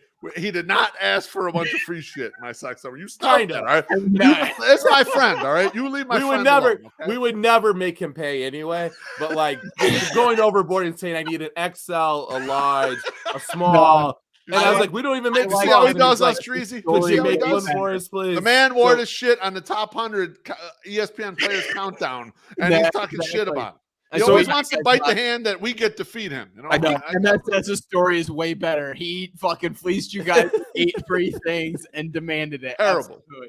I think we do got to mention that Steven Nelson from MLB Network reps the brand all the time. There's no question. Love that. But great guy. Here's the guy that's gonna. I'm going to tell you why. Scottie Pippen. Because we wrote the only good review of Scottie Pippen's book. I think I did. Huh? I think I'm the only one on that side of the ledger. You loved it. And I loved it. I thought it was great. I like, couldn't get enough of that goddamn if book. that review gets in Scotty's hands, I would send him, like, especially anything that we got that's red, so it's like Bulls colors. Yeah. Man, just There you take go. it, Scotty. You know, The red that's a and good black, point. right? We need a red. We need the red 108 shirt back in stock. We should Yeah, we probably sold get- that shit in an We, instant. you know, and we did The red black. hat's almost gone too. We Hey, should especially do. with how well the Bulls are doing, you got to get Yeah. on. Maybe Your- we should your- do a your white favorite 108 on the. Yeah. All right. That's favorite That's- team. Listen, I got to call up my guy Ryan over at Fourth Shift Printing. He's also the lead singer with Off With Their Heads. And yeah. hey, I bro, had- I need some new Can shirts. we roll back the Steven Nelson thing before Treasy gets on to his next bit? Because we met Steven Nelson at a game. Okay. He came to a game, and it was actually the game when we had the big tailgate where it pissed balls all over all of us. And we went in the stadium, and then it started raining again. And we stayed out in the rain. The three of us stayed out in the goddamn rain, pouring. The Sox were up in the stadium club and saw us, and they sent a guy down with a 12-pack to hand beers to us because we were the only ones standing out there in the rain Yep. drinking.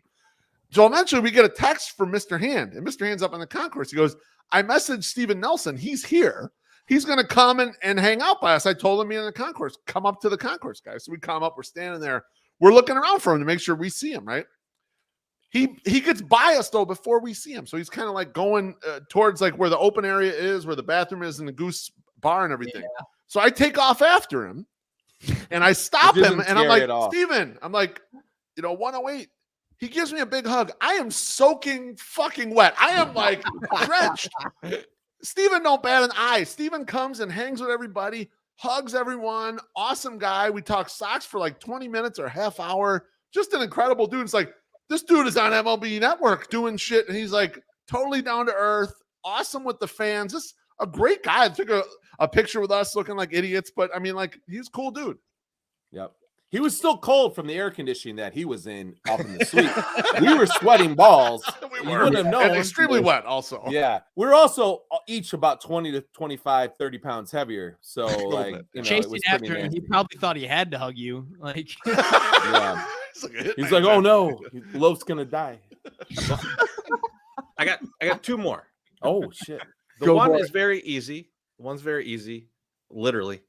We're gonna get Sarah J in a 108 shirt. There it is. Yep. Absolutely. That's great. We've seen her in the Sox shirt, Yep. right? Like you did your Yeah. investigation, Oh, MSS. yeah. She may be a Sox fan, Yeah. Could be. so I think that's next. But here's Possible. the one. Here's the one you guys aren't even thinking about because you thinking about that one? everyone should be thinking about that one. Yeah. Oh, My Sox summer. We got in on the ground floor of an incredible acting career. Casey Giolito will be the Yep. next. Oh, that's a great call, actually. Yes. The Sox fucked him over, putting him in the booth with Bill Walton. He ain't gonna wear no Sox shit. Good call. He's gonna wear some 108 shit, Not and saying then the he's same. gonna be a big star. So Yeah. we're like 2-3 years away from it. Yeah, that's lockdown. What- I agree with that. Plus he owes us, and so does He my does my not guy. owe us. my guy was Rick Giolito, but like Casey owes us potentially because when Lucas Giolito in 2018 asked me for 108 gear, I said no because we have a really bad track record where we give people 108 gear and they just like turn into a pumpkin. Tyler Saladino. They go play in Korea, is what actually. Yeah. Yeah. So Earn a living. it's just not it's not necessarily the best thing for your career. So I'm like, listen, Rick, you owe me. We was at it was at Festivus or was it 108? It might have been 108 Fest last year. And I was like, listen, I didn't fuck your son up, so you owe us, kind of. It could have been at the game when he came over there, although I'm sure you don't remember any of that. I don't remember conversation. any of that. No. A lot of delicious Goose Island high octane beer before that. How many like packages of stuff did you send to Yermi Mercedes? Because obviously something. Nothing. Zero. Wasn't us. Wasn't me. I'm your mean. No. You know what? We Listen, signed with Freddy's. We couldn't do it. hopefully That's not our brand. We're Punky's podcast. We're Punkies. We're Punkies PWR. We can't be. Yeah, we that's can't right. be giving Here's free the shit to PWR. Freddy's guys. Fuck Freddy's, man, with their fucking you know about that. You guys are from the neighborhood. You know about their issues. Oh man, I can't go in there. I can't go in there, man. They take fucking forever to make my food, man. He doesn't you like know I'm that. out on that. he does Well, and not then on like top of that, they got busted for. Oh yeah, yeah. I don't You want know- to bring up that kind of stuff about people, but yeah, that wasn't good. exactly. Steve, Exactly. no offense. It's Bridgeport. A lot of people get busted for a lot of things. You got to bring up exactly what it is. Okay. We got a lot of I don't shit know what going that on is. here. Okay. What did I miss? We Just can look talk- up. tell me later. I'm gonna look it up right now. Just look. Yeah, look up. Yeah, unfair treatment of the employees. You'll see. It's Oh, bad. okay. Yeah, it's bad. Okay. Yeah, they had to pay out a lawsuit. So Tommy has the bladder of a 2-year-old. So I respect that. I'm almost ready for a piss break. We'll see. he had one beer. He had one 12-ounce beer. He's is very hydrated, though. Maybe he's extremely hydrated. You don't never get your know. hair that high if you're like Yeah, if not- you're dehydrated, you can't. Guess No, so. that's So true. you got to let out the piss if you need your hair up. So, he's coming out. He's coming out finally. I don't think he's gonna wash his hands. Like, Oh, It's COVID time. You gotta. right, and that has 20 right seconds, back on your motherfucker. knee. he's scrubbing. I'm giving him shit. So, no, I gotta ask you guys, and this is the perfect time for this before we go into our buy or sell segment, which is a rotating thing that we do on the Sons of Honarchy. I gotta ask you guys. This is gonna be our closing question, but we're gonna bump it up because we're talking 108 stuff. We're talking about people we know. We're talking about marks and famous people and all of that. Who amongst us, including Tommy, who's out in the bathroom right now, is going to get big time next? No, hold on. I gotta rewind this. We've had an issue. Oh, he's flipping me off. I don't know what that. Now, let me preface this by saying, 108 Day was awesome this year, and I'm so happy you guys put it together. I buried the hatchet or whatever hatchet needed to be buried with Shane Reardon. Shane Reardon is cool. He said he'd come on the podcast. You know, like at least he said he'd come on the podcast, right? This was before he told our buddy Adam. What's he gonna tell you? Like how he doesn't have a date or whatever? Yeah. Or he cooks something? I mean, what do you know? He I, told mean, I love the guy, but I'm just asking. You know, like, Yeah, this is before he told our buddy Adam Benowis, who's in the comments right now, Yeah. our guy Adam KC 1980 on Twitter, Yeah. to go fuck himself or go fuck off as he's getting in his Uber. He's like, Now that's good content right there. or no, it was I'll fuck you up. That's what it was. He said I'll fuck you up. Adam Yeah. doesn't remember it. And apparently Shane didn't know who I was, but we buried the hatchet. So, Congrats all on the that sex. being said, That guy's on Twitter a lot, so like for the Yeah, record, we love don't worry Shane. about I mean, it. there's Don't no worry. much question. more But I than mean, Tommy. this is So flaccid hard guy talk. So go ahead. amongst us, the two of us, the three of you, get Yeah. big timed by Shane next. Oh, it's my suck summer. 100%. And Oh my God. actually, 100%. it should have been happening already. Yeah. Because my Suck Summer has a little blog that he just hasn't gotten out there that would be so goddamn funny.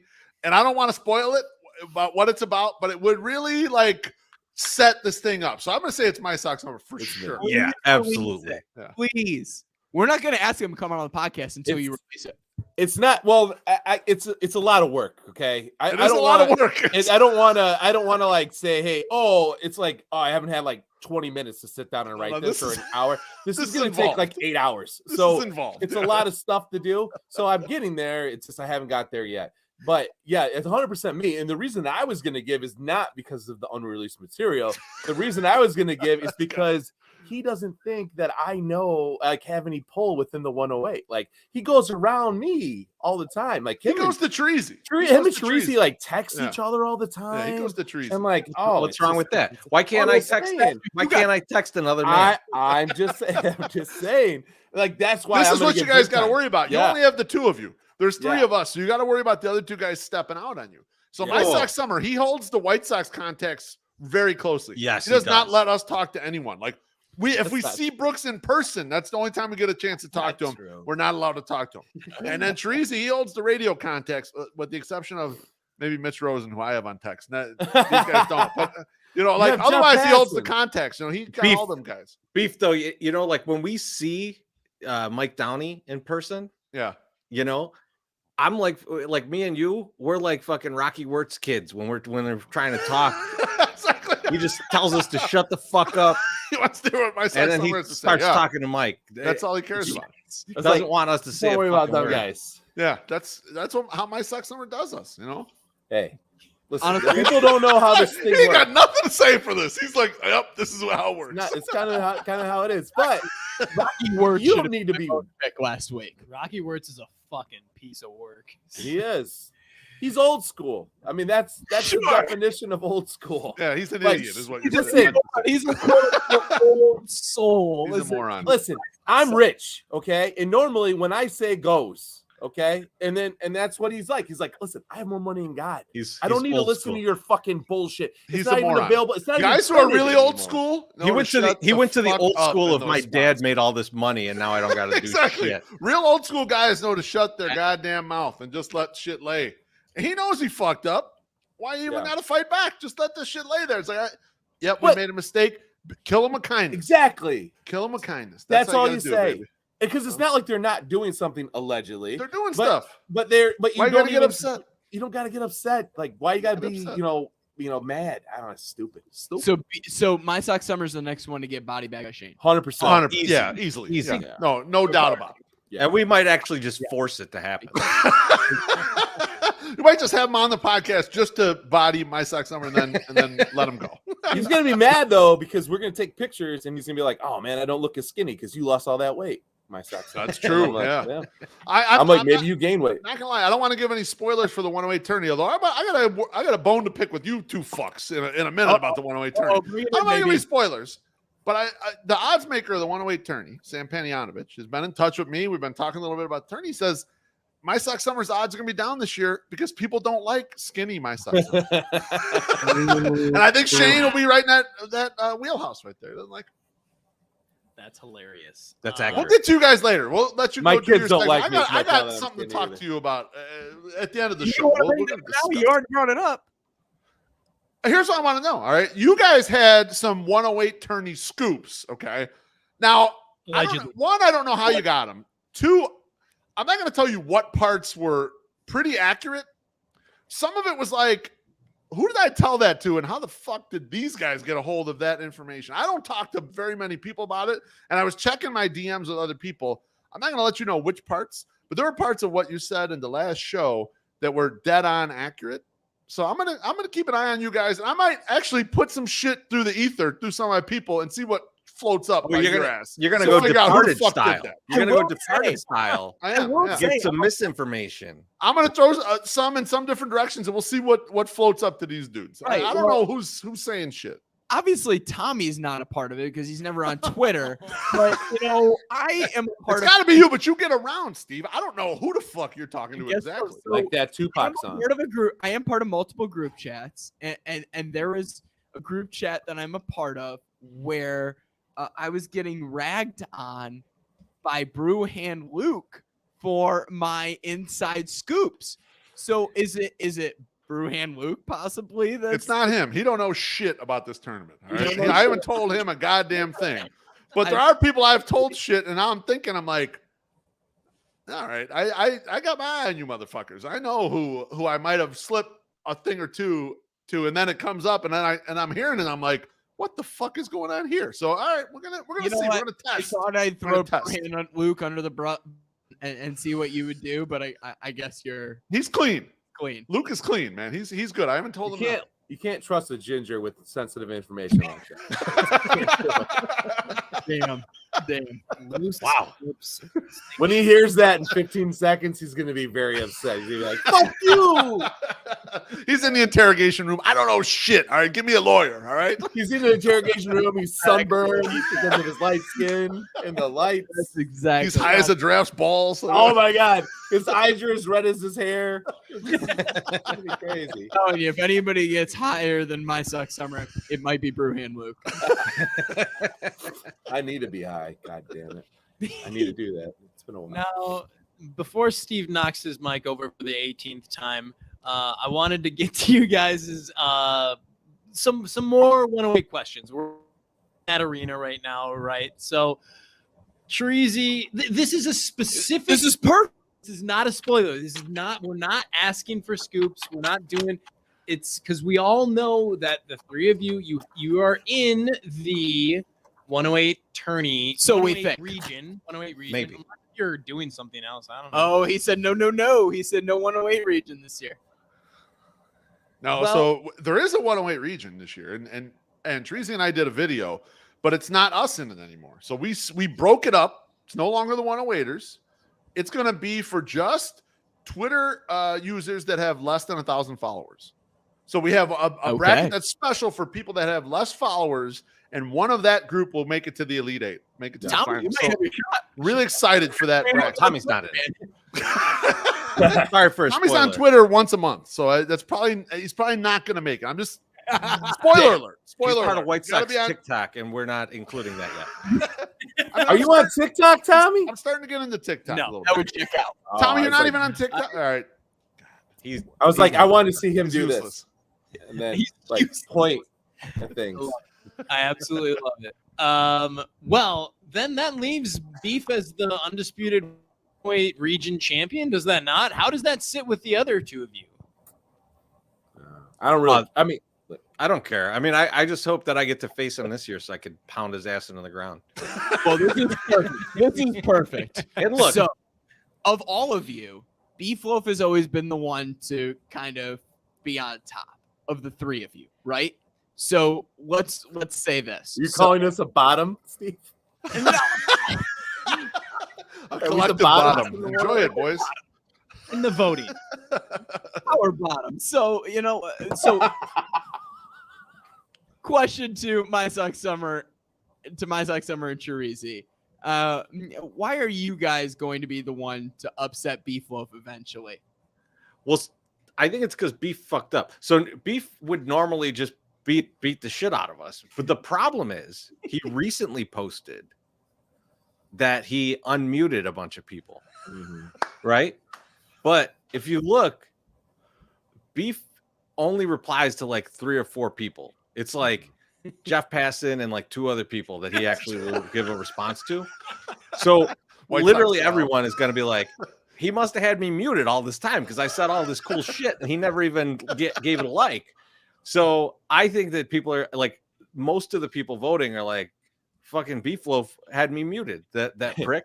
So I think that's going to be his downfall.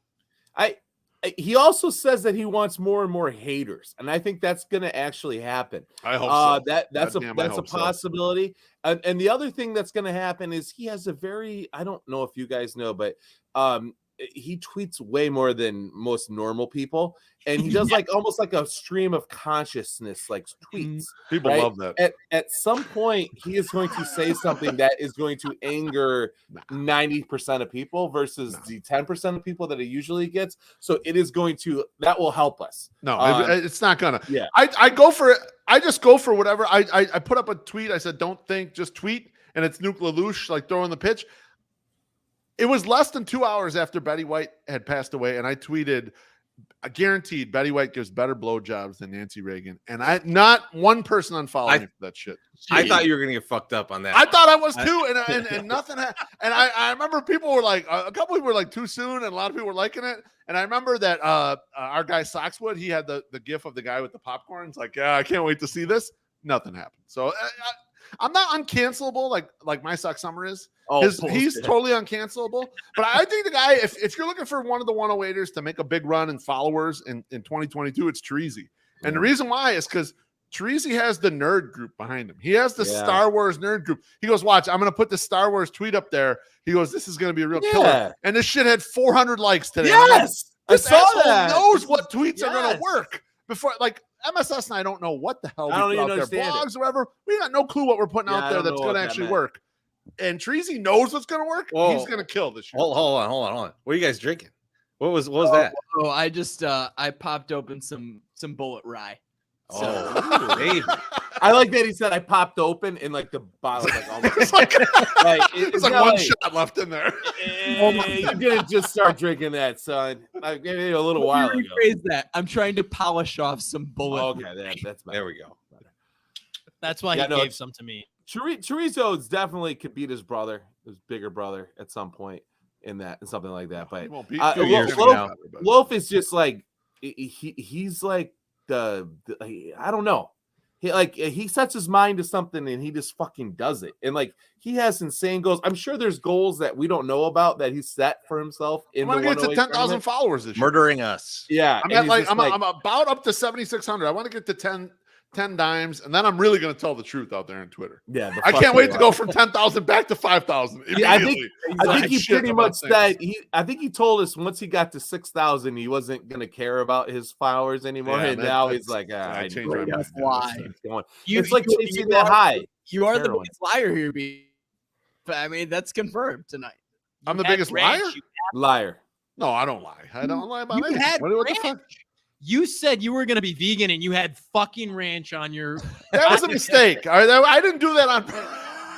I was like done eating. I'm like, oh shit, I screwed up. The vegan Otherwise, thing I've might not help. had cheese. I Well- love cheese, and I've not had cheese. Okay, that means I'm following through on this vegan shit. That's pretty big. That's huge, right? Well, Yeah. I'll be honest, Beef. We've been shitting on you a little bit too much here. I love it. Not I don't like give a you- fuck. Keep going, man. I don't I care. know you don't give a fuck, but we And that's the thing. Like, let me put this out there, right?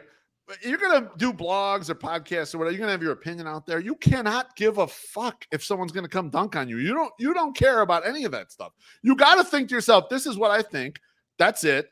And if people disagree, so what? Don't have your feelings hurt. I saw a guy put out his rankings of something one time, and I'm not going to name who it is. But I remember this. I remember Keith this. Law. I remember this shit. Is that why Okay. My Suck Summer and Chorizo are never going to beat you? Yeah.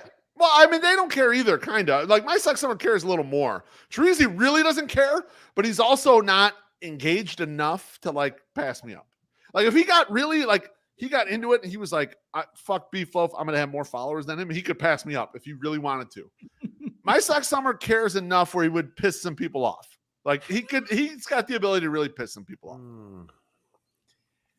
Now, I think the difference with My Sock Summer is everybody who follows him has like shook his hand and been like, wow, I fucking love this guy. And everybody who follows you, Beef, has been like, wow, this guy's a kind of a dick. And like, Well, not everyone, but yes, you're kind of right. Mostly, I mean, yeah. Not to brag, but I out selfie My Sock Summer at the ballpark by like 3-1. People want to take selfies with the Beef Loaf Now, more than anyone else. There's Now. no question about that. And I will brag to My Sock Summer. I've had people come up 3 selfies tonight. You've had none. Like I'll give him shit about that. At the game. And I'm way on the bottom. They'd probably ask me to take the picture, but they're like, that old motherfucker don't know how to use a phone. Perfect. Fucking perfect. like, I think that's Loaf's grandpa over there. That's not true. nah, his nose is too small. I don't, he can't- He's got Teresa's got a honker similar to mine, but it's more well formed. Mine is the deformed, huge version. Like the overgrowth, like an outgrowth that went too far. It's like his stayed fine. It looks like a normal human's nose. Mine is like all bent up and goofy. You know, like Hilarious. Incredible. Absolutely incredible. Well, okay. So are you guys ready for a game? We are so far Listen, from usual. Tommy, don't- I have notes, and I have notes on my Pearl Jam paper that I made in graphic arts in 1995. Honestly, the same year Steve-O was crawling out of vaginas. I made Both this of us. note. Both of us. Would be- It allegedly. would actually be both of us That that would we be were as crawling out of vaginas. All right, so when you guys were both doing that, I was making this in graphic arts class. It's You wrote me like a note on Yes. one of those. I wish I would have kept it knowing that it was from that year. from 1995, the year you were born. the birth I year. made these. Wow. Yep. So we'll do some buy and sell, bitches. Actually, you know what? I'm gonna give you guys a little bit of an idea. You need to split this up into 2 fucking podcasts. So then you get 2 fucking podcasts from this. At least one I in like the this middle of the idea. week. Maybe drop one on Thursday, right before our podcast or the day of our podcast. We'll promote it while we're promoting us with having Janice is going to be on our podcast next Thursday. Great fucking choice. You're going to get a That's gonna be lot of fun. fucking likes. I'm just saying this is a good idea because you don't want to drop a 2-hour when you're used to getting people doing an hour. So like you fucking do 2 podcasts. They'll be mad as hell. Yeah. I like that. I like that Totally MSS correct. qualifies it. Hey, this thing I'm telling you, it's a good idea. Listen to me. I'm smart, is what he's telling me. I'm smart. I'll give it here. Not Myself. dumb. This is an excellent idea. We absolutely should Thank do you. that. You We're should do also 100% going to cut out the part where you told us that. And we're going to put in a part where we were like, hey, we have No. this idea we're gonna cut it off. That's real Overdub pros it. right there. That's real Overdub professional. it. You're I like, that. hey, I got a really great idea, Tommy. And you're like, what's that, Steven? And he's like, hey, we're making a two-porter. Yeah. Hey, remember, you guys know what I'm talking about. They don't, but you guys do, kind of. It's like, hey, let's cut Karen's out of the band. That's a great Steal all idea, his good John. ideas. Let's I steal know all what of you're Karen's saying. great ideas. God damn Fifth it. Beatle. The whiskey's about to get me, so let's move on. Yeah, I was gonna say buy or sell. Okay, so we want it from each and every one of you guys as we go through, even you, Beefloaf. So it'll be first one, buy or sell. Andrew Vaughn is gonna start 70 games at first base this season, not like in the a question of time with the White Sox this season. I'm selling. And I'm selling because let's say first base was open for some reason. Let's say Abreu got hurt or something, or they decided that Abreu was going to DH. I don't think that they would only have Vaughn over there. I think you'd probably have Berger come up. You'd probably have Sheets take innings there. You'd probably have Grandal take innings there, because you've got to fill in that. You're going to try and play matchups. You're going to try and you're going to have guys that you got to bring up to try and replace that bat. I don't think he gets a full 70 games. I think that would be really difficult to see him get a full 70. Yeah, I'd have to agree with Teresi. I'm going to sell, and for a different reason. Abreu is like an indestructible force. He's the toughest motherfucker on this team. He doesn't miss games. The only time he missed a game is when he almost lost a ball from a torsion. Like, the guy just does not sit out, man. He collided with a guy on a pop-up last year, and it was like, this guy's going to be out for 2 weeks with a concussion. He played 2 days later. Like, the guy's extremely tough. And even if he goes into a slump, you're always going to kind of bet on a bat like that to bounce back. Like, there are people in 2019, I feel bad for them because I dunked the shit out of the ball on them, saying that Abreu's contract would be great when they re-signed him after the 2019 season. Of course it was. He won an MVP. Everyone's been betting on the regression, but the bat's just a little too active to regress that bad. Like, he's probably, when he regresses, it's going to probably be slow. It's probably going to last a while. Like, he may end up fading out a little bit and not being the guy you want to play every day, but it's not going to be this year. And I think he's going to be super durable. And I actually trust him with the glove more than I trust Andrew Vaughn right now.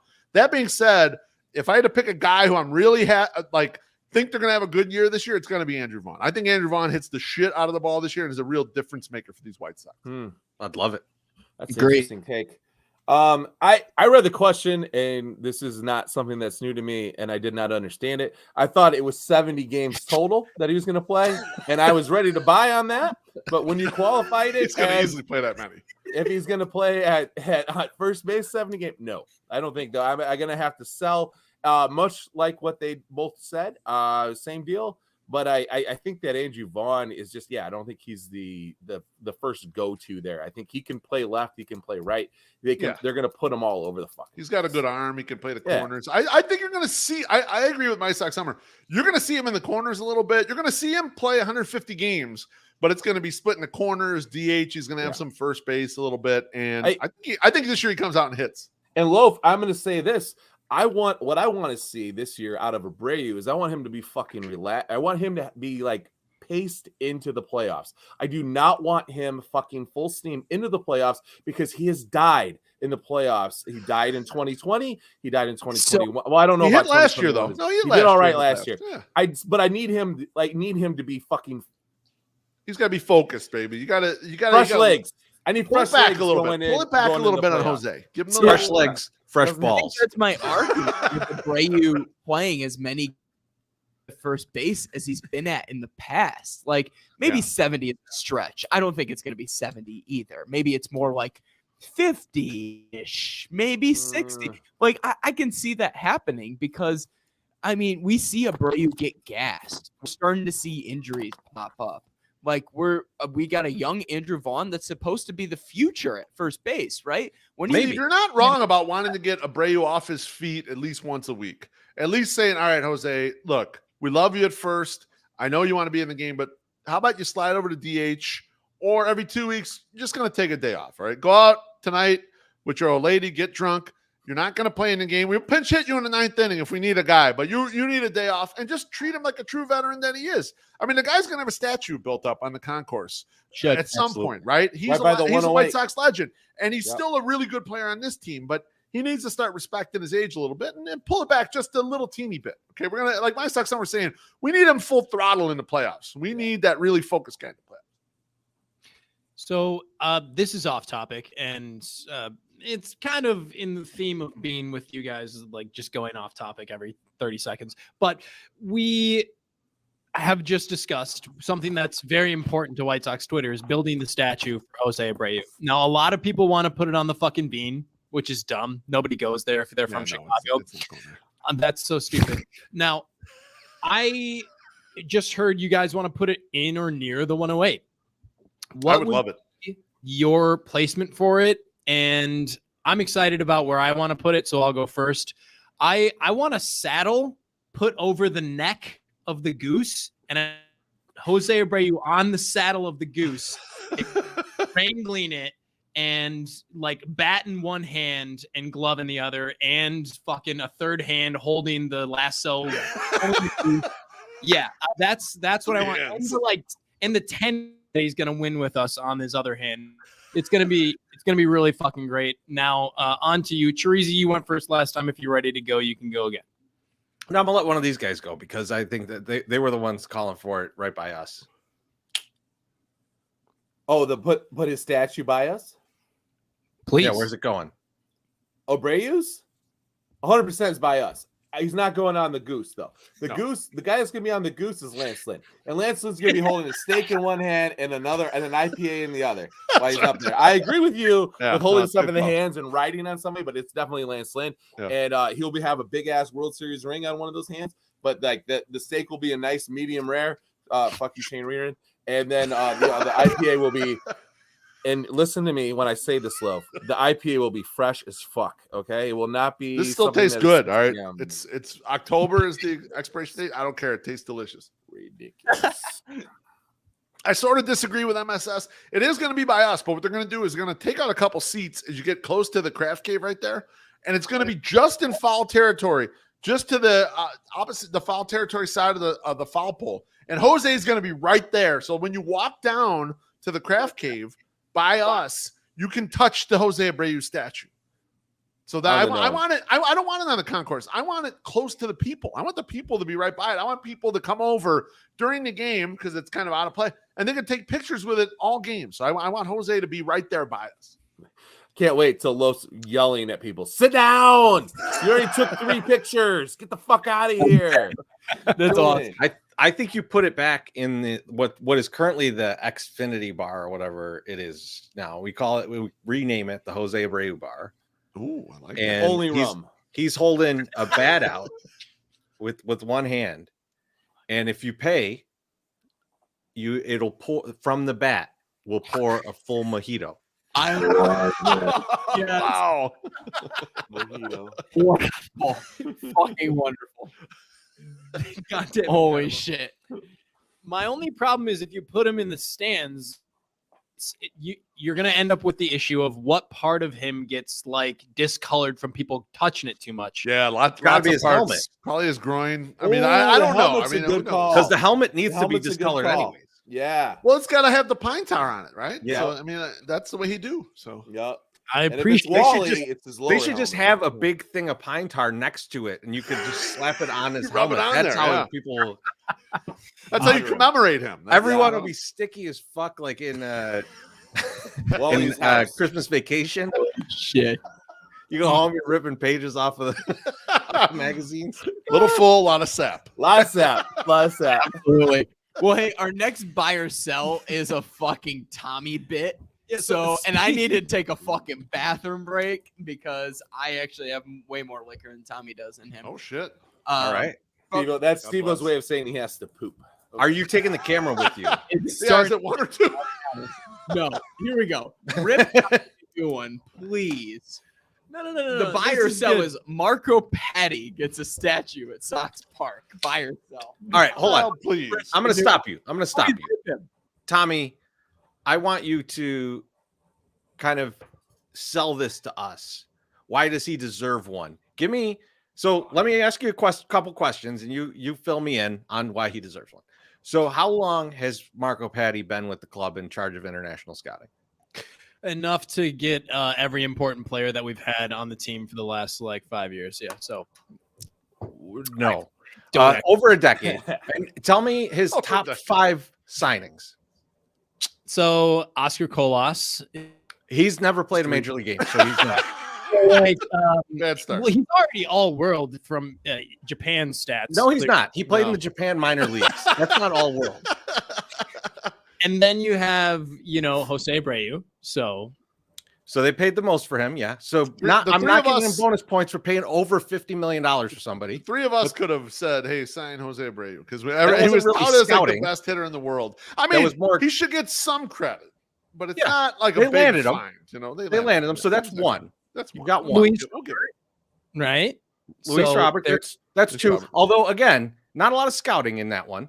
I mean, like, I think you paid the most Best prospect for him. in the world. They paid $50 million, Who's number 3? which is good. They should do that, but So I've named 3. That's pretty You good. named 2. Colas is nothing. Colas You has have to. never played. You got one more real professional good one that baseball you. except That, Japanese we'll see if you minor can pull leagues. it. One That's more not a real good good one. signing yet. And the one that I'll really give him, Is that pitcher guy that Fernando Tatis is who Fernando you're thinking of. Tatis is the guy you're missing right here. That's your Fernando Tatis Jr. is really the one guy who he That he kind of discovered. pulled from the normal international league that was like became anything, right?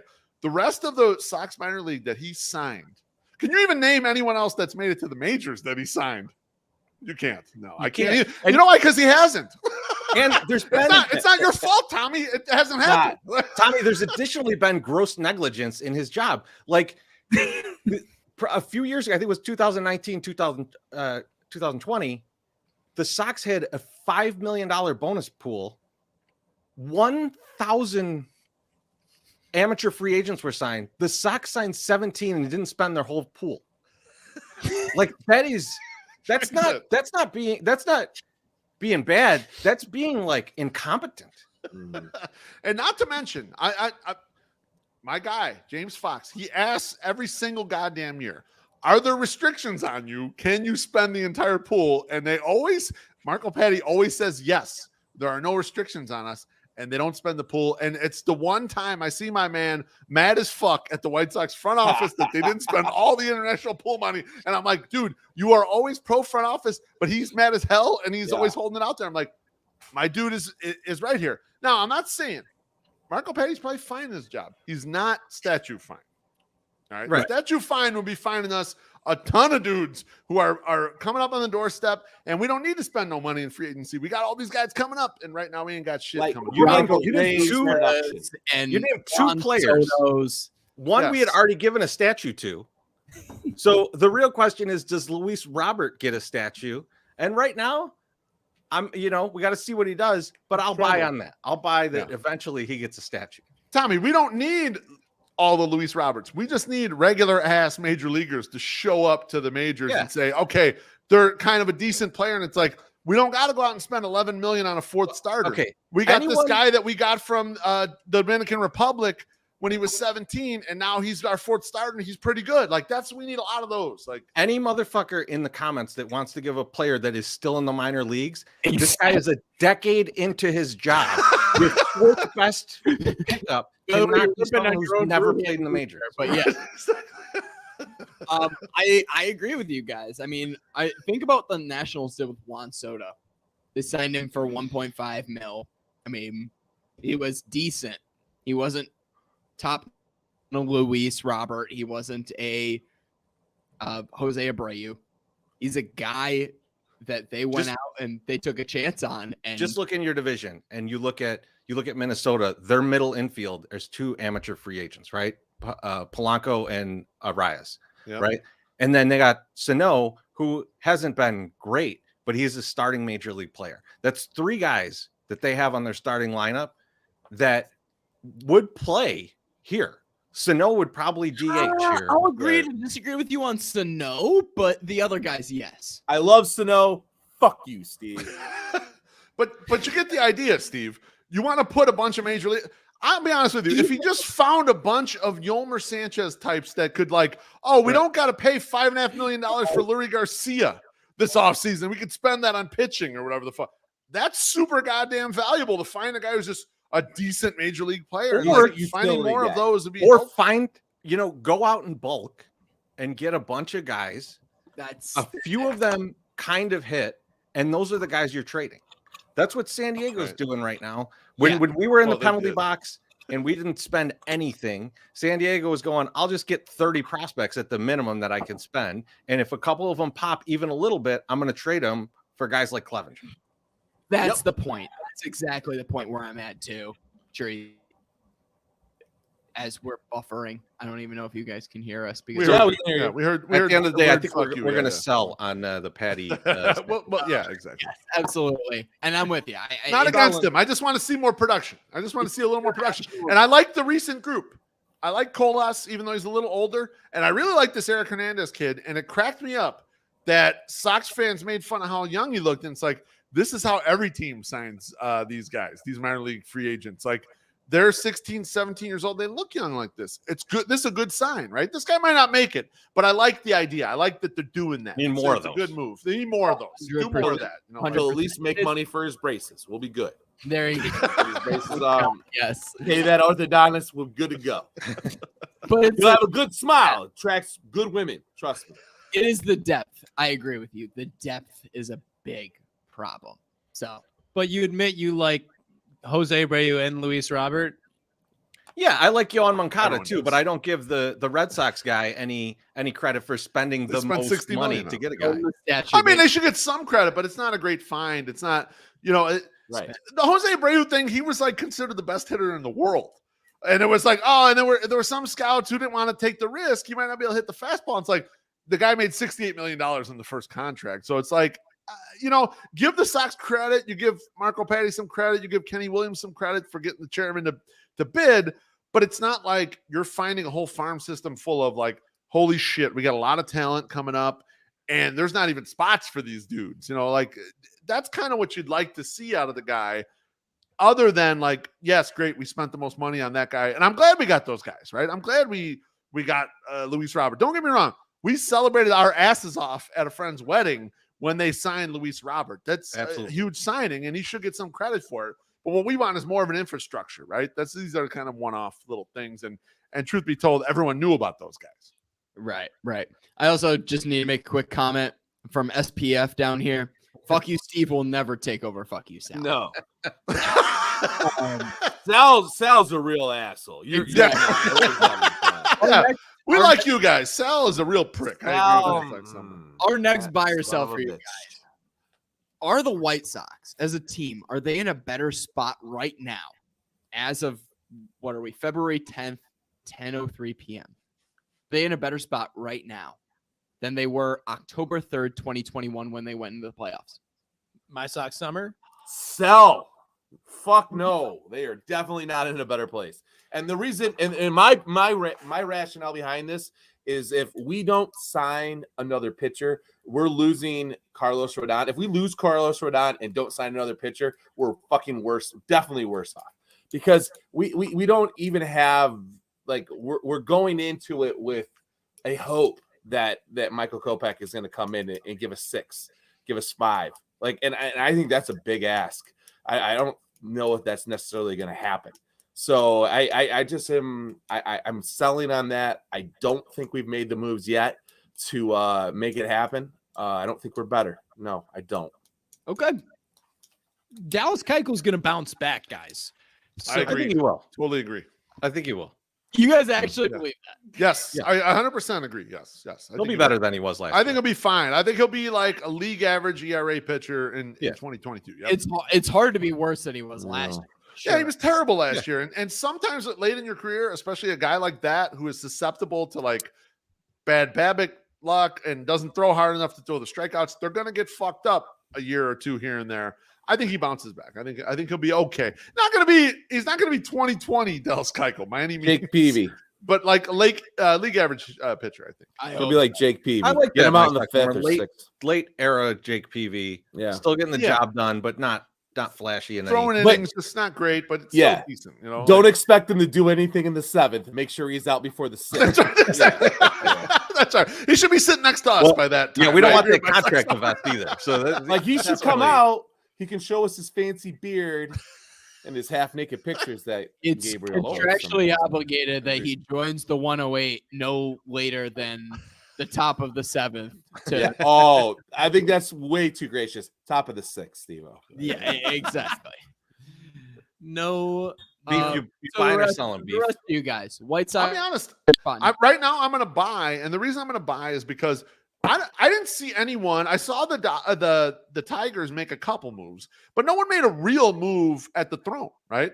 We're still in such tremendous shape, and there was a lot of area for teams, like the teams in the Central had a lot of room to really buy. Like if the Royals go out No. there and buys a bunch of shit kind of after this lockout period, I'll be a little more scared because they got good prospects coming up.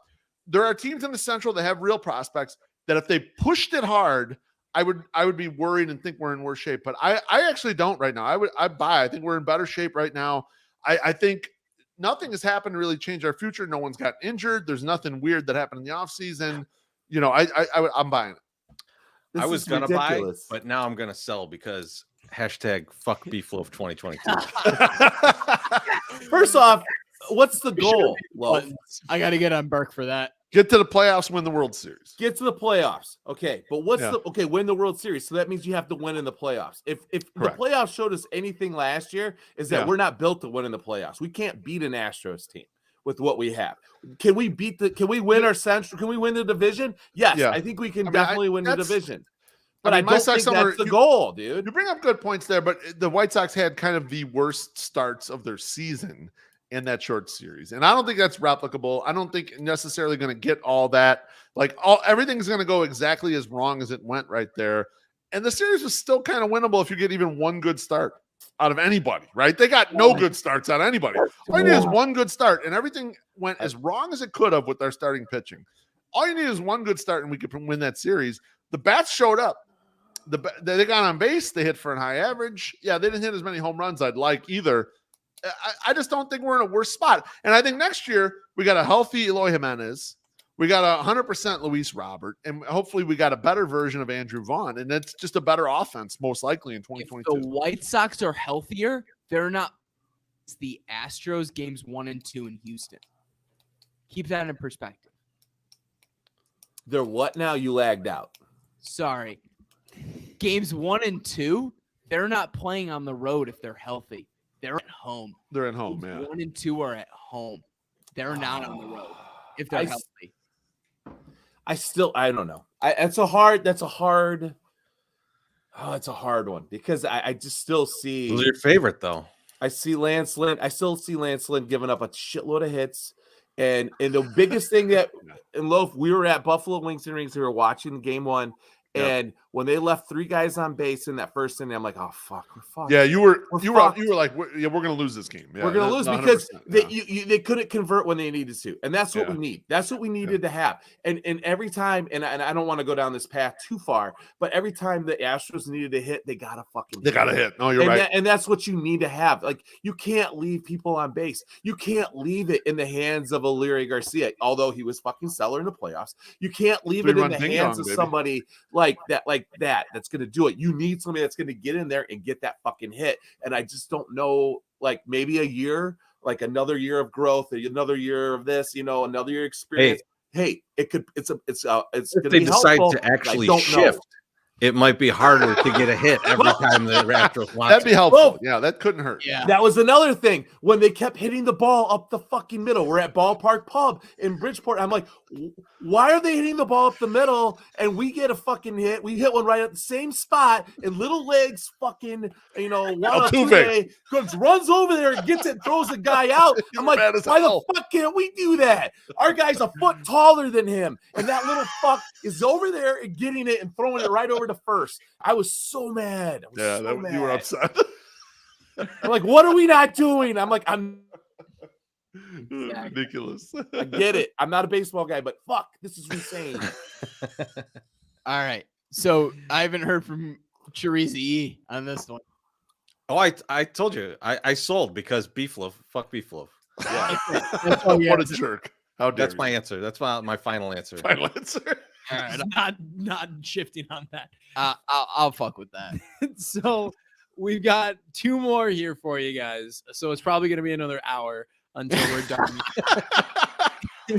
Now, the White Sox. All right. So we this is actually a good transition point from the last one. We're not necessarily that much better than we were in October, right? So that's kind of the consensus that I gathered from everybody's answers. We are. Not from an outside source, Tommy. We haven't signed anybody or brought anybody in to make True. anything better. Kendall We might Graveman, be man. better with insurance. Don't forget But about Kendall bro, Graveman. I mean, Kendall Graven just becomes Ryan Tepera. I mean, basically. So you know, But he's better and more consistent. I don't know who that is. Have a drink. close. I don't know. You better look at his stats. I mean, I would take Ryan Tepera also. Like, if they could ink him, I would take him also. Like, let's bring him in as well. Why Why not? not both? Why not both? Why not both? Exactly. God, even when Steve's not fucking here, his mic falls over. Good. Did you Kinda go to read ghosted my there. blog about Kendall Graveman? Man, Now- he got a lot of mileage out of a half year that was good. Yeah, $8 million out of it. Respect. Yeah. And well, he's the tradition is to sign the reliever from the team that beat you in the playoffs. So we're gonna continue that one this upcoming year. Now the White Sox, are they gonna sign a shout out to OnTap Sportsnet? Crack him. The White Sox, are they gonna sign a contract with $15 million by the time baseball starts back up? So like maybe June or July. A contract that's more than 15 million a year. I'm buying. Ooh. So here's why I'm buying. My guy Kenny Williams, old friend. Me and him eat lobster in his house, or maybe I break in and steal it. But Godfather of your Allegedly. children. Allegedly. Holy But shit. he's recently mentioned, it wasn't too long ago, that like he's almost done with baseball. Like he's kind of on his way out. He's not feeling it. If he's on his way out, if there's one motherfucker that's gonna go into the office and get the money that he needs to say we're making one big run at this, it's Kenny. Kenny has been able to he's been able to open the purse strings before. Fleece Jerry. And if he's trying to go for it, if this is his last stand as a member of the Sox front office, I think he gets it done. So I think you're going to see them spend on somebody. Is it going to be great spending? I don't know, but they're going to spend 15 million plus on somebody. They're going to go hard at somebody. So let me ask you real quick, Chirizi, who do you think that is before I go to everybody? I would think it would be Conforto. I could see them doing a 1-year high dollar contract on him, because he's the kind of guy that needs to, like, he could take a 1 in 20 and it would make sense for him, because he needs to come have that great season. And our park is a perfect place for him to have a really good And season. he resets, and then he gets a huge Plays. deal. He would play 1 season for the Sox. We would not be able to afford him the following season. Yeah. But yeah, I could see him doing that. I could see him Love going that. after that. Why? I think it's going to be Trevor Bauer. No, I'm kidding. No, it's gonna be that guy. Fuck that guy. I don't think he's ever playing baseball again. I think that Yeah, I don't guy's think so either. I think he's probably over. That's fantastic. But just if I may, a quick sidebar before going on here. It's Why? your show. Come on. There's no sidebars. Yeah, This is you your go. show. Go, Tell us what baby. you want to Go. talk about. Fucking Sorry. don't apologize. quick main bar. While I explain why I literally anytime fucking Steve talks about Conforto, I want to murder him. And then as soon as Treasy says one thing about him, I'm like, oh, yeah, it kind of makes sense actually. It's like that he does need one more. He needs a prove it year. But also, fuck it. I don't want to sign a Met. Like I don't trust. Ooh, I him. love that.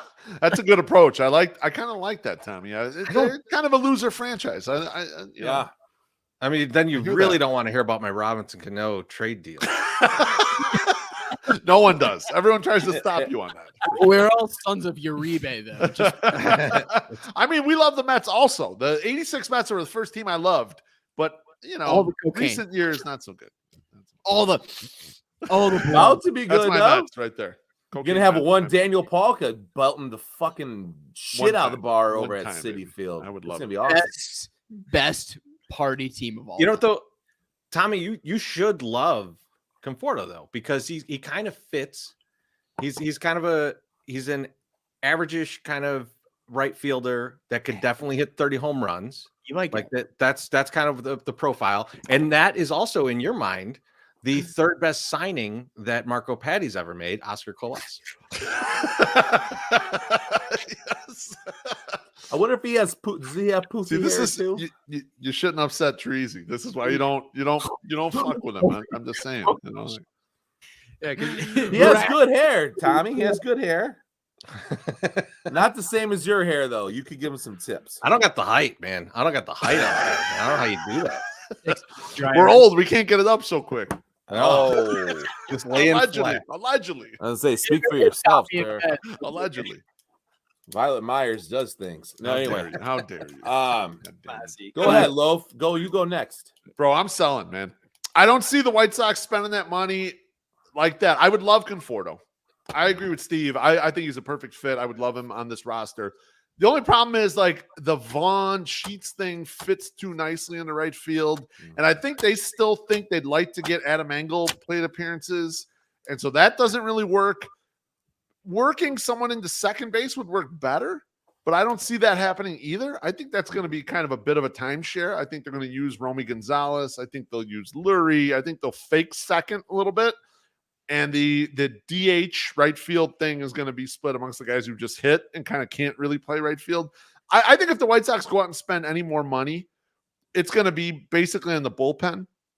I think they're going to try and solidify that. I think losing Kopech out of the bullpen, they know hurts them a bunch, and they got to put a little more in there. And they just don't have, like, I wish Marco Patti had put a bunch of arms in there that we could use right now, sliding up in that bullpen, throwing 99 like the Rays would do, or one of the good teams would do. We don't have that. We got no one coming up from the minors. They're going to have to spend money on that spot, unfortunately. So I think they're going to patch it up kind of with the remaining offensive positions. I think it'll be okay. I think Sheets could hit enough. Vaughn can hit enough, in the second baseman. Hopefully they can play defense. But I'm going to say no. I'm going to sell that. So hot take, Beef. That's why they keep Kimbrel. I mean, they keep Kimbrel because they can't unload him. I think that's the real reason. I mean, Treasy and I wrote separate articles about we can't understand why people think there's a market for this guy. He would be the second highest paid reliever out there. He stunk down the stretch last year, and everyone watched it. So, like, what do you think you could really extract for him? If you just want to dump the salary, I'm sure you can do it. I'm sure some team would say, yes, we'll take a shot on him. We'll give you some low-end guy or whatever. It almost makes sense to just leave him in the bullpen, see if he snaps back. And if he does, then you got a great bullpen. The only Hopefully. market there is for him and the only swap that would make sense is him in Segura in Philly. And I That just doesn't make don't sense. think. I don't think but they do it. Why would they do it? They don't. Contract. They don't So- need to do that. The contract they want to get rid of is Gregorius. So That also Let's send you him. they would do that. That would be what you'd get. would they you won't. take, as a Sox fan, would you take Gregorius in a minor leaguer for If he's willing to play second base, Gregorius would be the better shortstop, to be Yeah, honest. I'd So- take him. I'd let him hit left. I mean, it's left-handed. Like, it'd be worth a shot, I think. would you do it? You would do it? Gregorius it, sure. minor leaguer for Kimbrel? Sure. There you go. Send it. Not a great Done. deal. Book No. it. It's I kind mean, of a bad deal, but we'll But take that's, it. that's why you don't pick up the option. Because Right, that's that's why what you just let this him is what is available to you. And you spend $16 million on something else. Well, then you're fucked too. It's not like I don't know. That's a sunk cost, though. I think You did it already. It's okay. And it was the right move at the time. It didn't work. Oh no, Okay. no, you're right, Loaf. You're 100% right. You'd make the move during the season. The It happened. re-signing, not necessarily the best move. That's what we're saying. You don't pick Yeah. up that No, option. I'm on board with you. It's like, oh well, I made a mistake. Oh well, I'm gonna continue to lie about the mistake I made because it wasn't a mistake. I'm going to stay with her. Yeah, even though this she is doesn't fun. love me no more. I'm going to Right, stay with right. her. You know, like, Yep. She just took 10 inches behind the fucking Papa John's. I didn't know. I wasn't aware. That kid, like that I kid I looks- still love her though. I still that love kid her. looks No. nothing like you, and you're still in Yeah, there. That's exactly. what the Yeah. Kimbrel relationship Yeah, is That's how you right went, now. man. You're like, part of my family Tough. was from Philadelphia. Yeah, I think so. Holy fuck.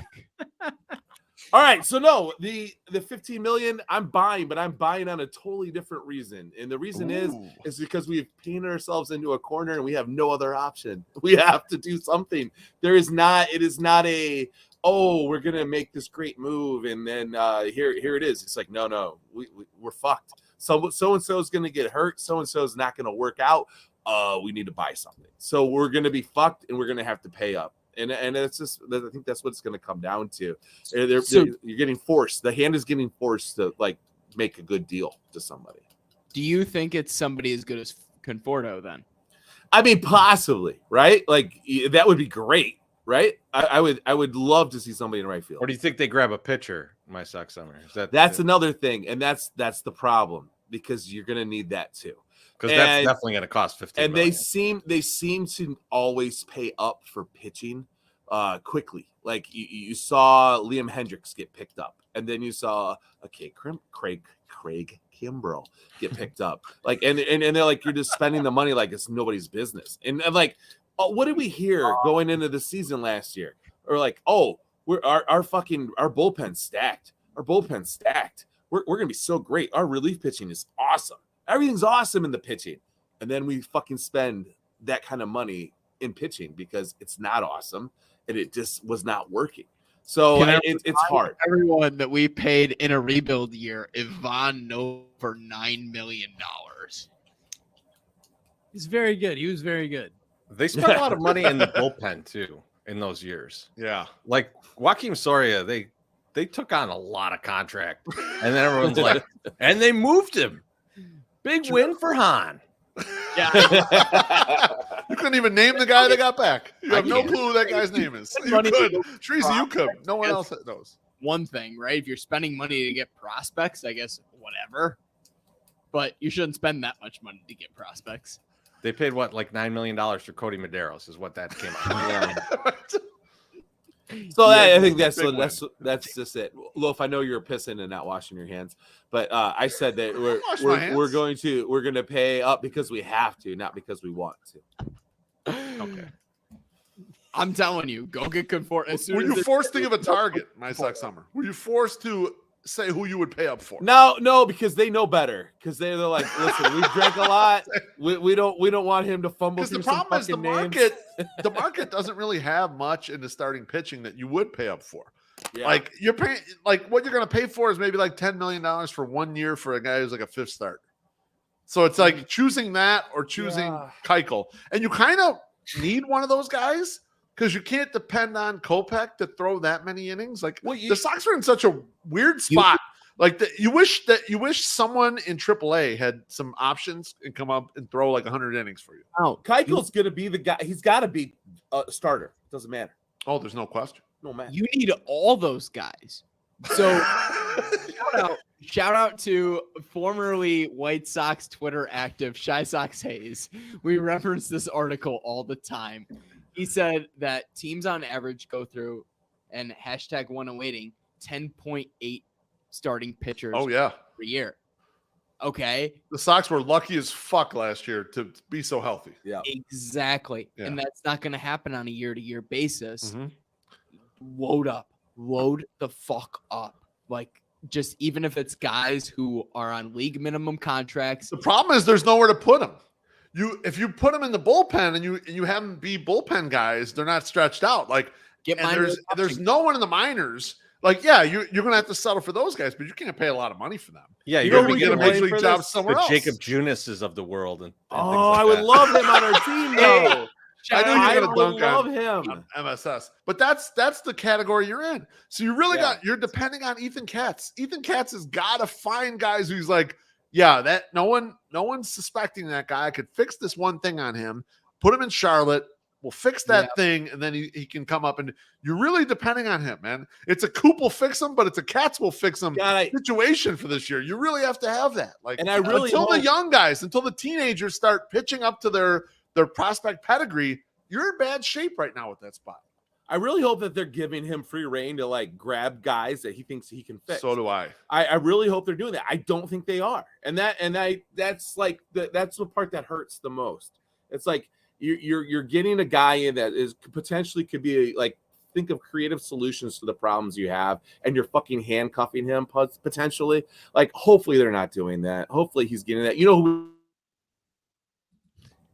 We can ask Papa G if like fucking something is happening, because like I would hope that he's getting the support to like go out there and make a creative fucking solution to the problem. But maybe not. Who knows? I'm gonna have some more whiskey. That's the move, especially when your internet's lagging as bad as ours. Holy shit. I don't even know where to go with that one. No, before I go there, we were talking about Jacob Junis, and this is a perfect segue. And I before we go into our last buy or sell for the night, and I think that's going to be the place where we'll wrap it up, because we've literally been on the fucking mic for 2.5 hours. So, kudos. We call it Thursday, Steve-O. That's right. That's what we do. Literally, this was your guys' week off, and you It was. decided This to is- spend it with us. So That's thank right. you so fucking much. Seriously, it means the fucking Thank world. you. Thank you for having Thanks us for on. having us. It How might dare not you? mean much to Tommy, but it means the fucking world. Suck, Tommy. That's it. I need Tommy in the ballpark I like more. Tommy. I need him sitting right in 108 with us. Talk shit about Steve. Come on, Tommy. Come through. You come Bring sit it right next to me. That's where you come. You have plenty of shit to talk about me, man. You knew me throughout all of undergrad. Yeah. Now, Oh, damn. exactly. I'll let you know. Now, before we that crazy rap career that Steve-O had. I want to hear all those tapes. The acid rap days.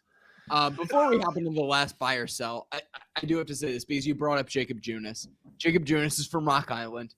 No, he's from Rock Falls, Rock Falls. Oh, Pardon me. Rock right Falls. next to Sterling, across the bridge from Sterling. My we got a barber, badass here. my Either of barber them. is his barber. We're like they're like yes, yeah. Well, We're all my- named Jacob too. No Fun government names, but we're all named Jacob. Exactly, Jacob. Fun fact, Jacob. Jacob Junis. We're talking about Jacob Junis. No government names. Yeah. My high school faced off against him my freshman year. Rock Where'd you Falls- go? Where'd you go?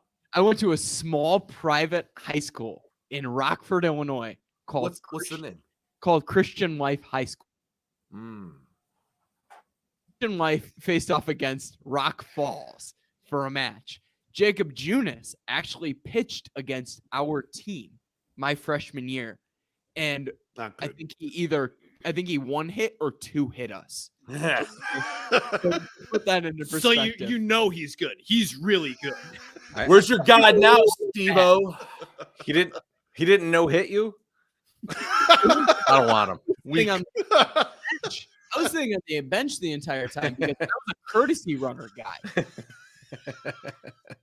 Like my freshman year, they were like, the only reason why you're making varsity is because you can run, you can steal bases. That's the only reason why you're on varsity.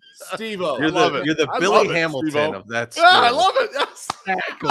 I love it. Steve-O, let me ask you a question. So Where? perfect segue.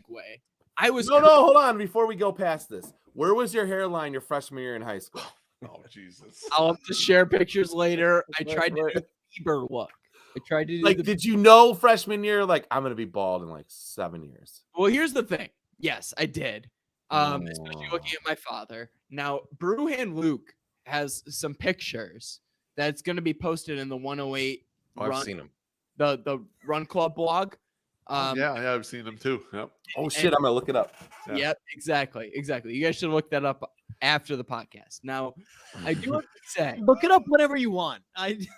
fuck you. I'm telling a story, and this is important. Now, Jacob Junis went up again, and I was the courtesy runner for a guy who was the catcher by the name of Jacob Wessendorf.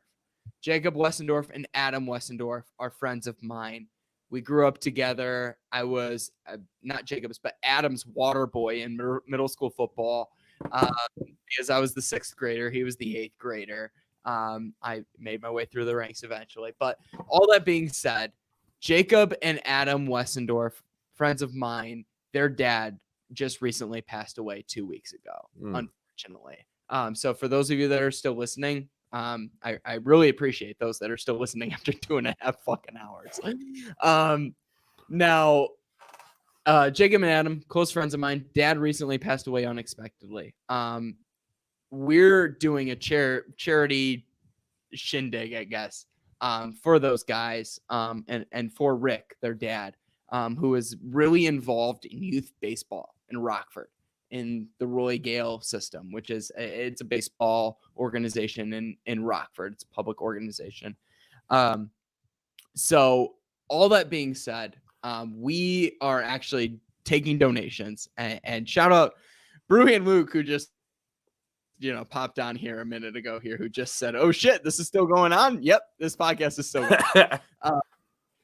Luke actually donated in honor of 108ing. $10.08. Donate again, Luke, for that shit. $10.08. Donate, Len. $10.08, which I really appreciate. No, and I really appreciate that. So, all that being said, we are taking donations for Rick's memorial at Roy Gale. He literally built the field and the mound by hand at Roy Gale Stadium.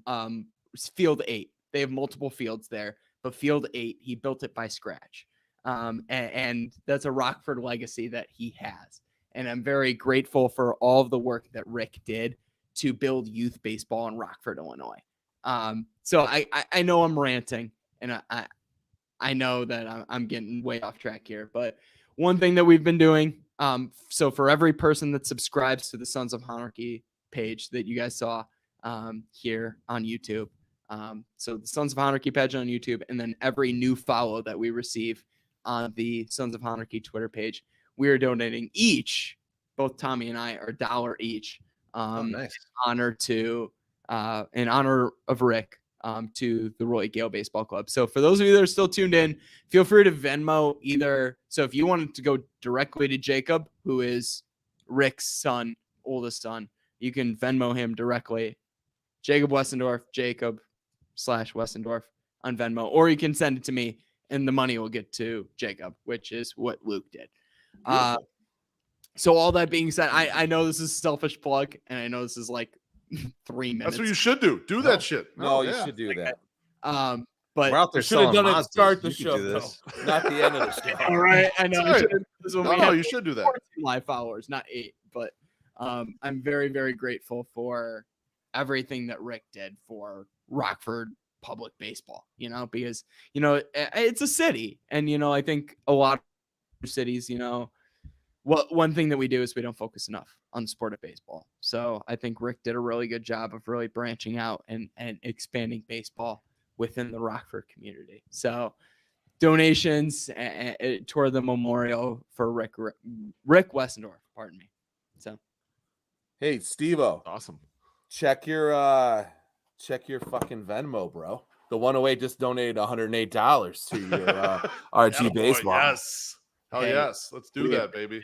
So before you yell at me for looking at my phone, love, just make sure you know that I just donated money. I assumed you were I- doing it was- something it was good. I either didn't porn that's why I didn't or say donate. shit. That's why I didn't say shit, man. I can read you, bro. I We've swear been to together God. a long time, man. I could read you. Steve, like a few years ago, I got involved in a raffle. I think it was 2017. It's probably 2017. I got involved in a raffle to win a bunch of like autographed baseballs from the Cubs. And it was like $10 or $15 donation. You got a ticket, and they were raffling off and it wasn't all of the team members, but it was like a shitload. And I know that the money went to a youth baseball league in Rockford. So I'm assuming this is the same thing, because it's a very similar story. It's like this guy has got a passion project, and this is his thing, and blah, blah, blah. And I swear to God, I've donated money before. I did not win. I don't even know if that fucking raffle went off, because I never heard of any winner. But I was like, even if I Goddamn got sour taken, grapes. This is what we listen. got. Sour grapes right here. as a guy that runs a lot of raffles and weird shit like 108 Day, and then don't tell people the total that's been donated so far. Yeah, I understand that sometimes things happen. Okay, I get it. But yeah. Sad sock Hey, summer. I literally, Yeah. hey, it just popped up. Seriously, thank you to you, and honestly, thank you to our guy Adam at AdamKC1980 on Twitter. Adam Benoist, great dude, hosted me in Kansas City. hosted me and Kayla in Kansas City, and Luke, Brewhand Luke too in He Kansas. flew in too for the 108 day. He did. He flew in for Yeah. the 108 day, and he was very intoxicated. I As Who you wasn't? will say that. Who was not intoxicated? He was on another level. He was what we call bowling bumpers. Like you needed two people between him to keep him upright. I like his comment. I was there. Apologies, apologies for throwing him under the bus. But all that being said, I mean he just donated some money as well. So I appreciate him, you guys, Brewhand Luke, all sent donations to Roy Gale Baseball, and then obviously the people who've subscribed to the YouTube page and given us new follows. We're going to be pitching in for that. So, I mean, Rick is going to get a solid, contribution here from the White Sox Twitter community, and he was a Phillies fan. I gotta get that. Pull back, that back. Steve-O. My socks on. Yeah, Pull get that that back. back. I gotta get that back. How dare you? make Kittle pay it. Yeah, Yeah. Fucking no, and it's funny too because his sons are Yankees fans too, so they always come in for the White Sox Oh. series. And I give them shit. I give them shit all the time. Actually, usually it's Allegedly, Adam. Allegedly, you bounce back. There's no records of that. exactly. But I really appreciate it, guys, and I know the guys appreciate it too. Jacob, the older brother does. And unfortunately he's a Packers fan too, but he does a lot of God, stop! No, Stop sheesh. saying this. exactly. He, But, he loves the Sox. He wants the Sox to do well and win He World says the Series. Sox Donate are money. for God, their, Jesus. support, Packers but all that being said, he does a lot of blogging and a lot of connections on the internet, and they've been doing a lot of fundraising for Rick. So, I really appreciate White Sox Twitter showing up, and then Adam's been on this entire time, I guess, which I really appreciate. So Nice. our guy Adam here says, I really, really want to thank you for doing this. It really appreciate it. So, all that being said, I'm very grateful. So once again, I appreciate you guys tuning in this podcast and doing all this. So once again, if you still need the information, I saw There that you go. we wanted the Nice. Put it information. back up there. there it is right there. You can send it either straight to Jacob, and then if it asks for digits, don't worry about it. Just send it straight to me. I promise it will get there, and I will make sure that Roy Gale Baseball gets every single penny. There's only one SM Smart. So, yeah. Exactly. No, my middle initial and my last name. So Wow. Yeah. Government names. no government names. All right. You got it on the screen. We have one last buy or sell. We want to run past you guys. Tommy, do you want to ask this? I took the floor way too. Yeah, isn't this quite the way to close it out? So now that we've considered everything that's out there and over the last 2.5 hours, we wanted to know what you guys think. So we brought in, the MLB has brought in federal fucking negotiators to try to. And they told them to piss off. They said, "Get out of Yeah, here. We're not using you." It's like not good enough. No. So March 31st is allegedly when this baseball season will start. Are White Sox fans going to be entering gates on that date, buy or sell? Hold on. The way I framed this question, let me rephrase this. This is buy or sell that will all be at the ballpark together, and then in parentheses, well, not Tommy, of course, Yes. on March Good 31st drag. on time. Could you see why I left it out? I love it. I think we all got a drink because he pretended like he was gonna be at the Sox. Exactly. Time to finish this beer. All right, I'm buying it. I think the players have showed their hand. They showed the things that were most important to them, and I think it's going to take a couple of meetings. I don't think it's going to get solved this Saturday, but I think we're probably 2-3 meetings away from them making a decision and getting together on this. I think the owners come up quite a bit on the kind of the pool for the pre-arb players. I think that's where the players are going to kind of stake their big win. that's where they're going to say we did this well, we got this money. I think that's what they're aiming for, if I'm looking at it correctly. And I think that happens pretty quickly. Yeah. I think if you would have asked me a week ago, I would have sold. I would have been like, nope, not happening. So much so that I didn't even buy opening day tickets for my dad or my cousin.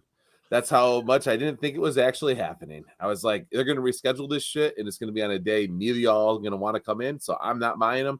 Now I'm like, I'm buying. It's probably going to happen. It's going to go down. It's going to be going forward.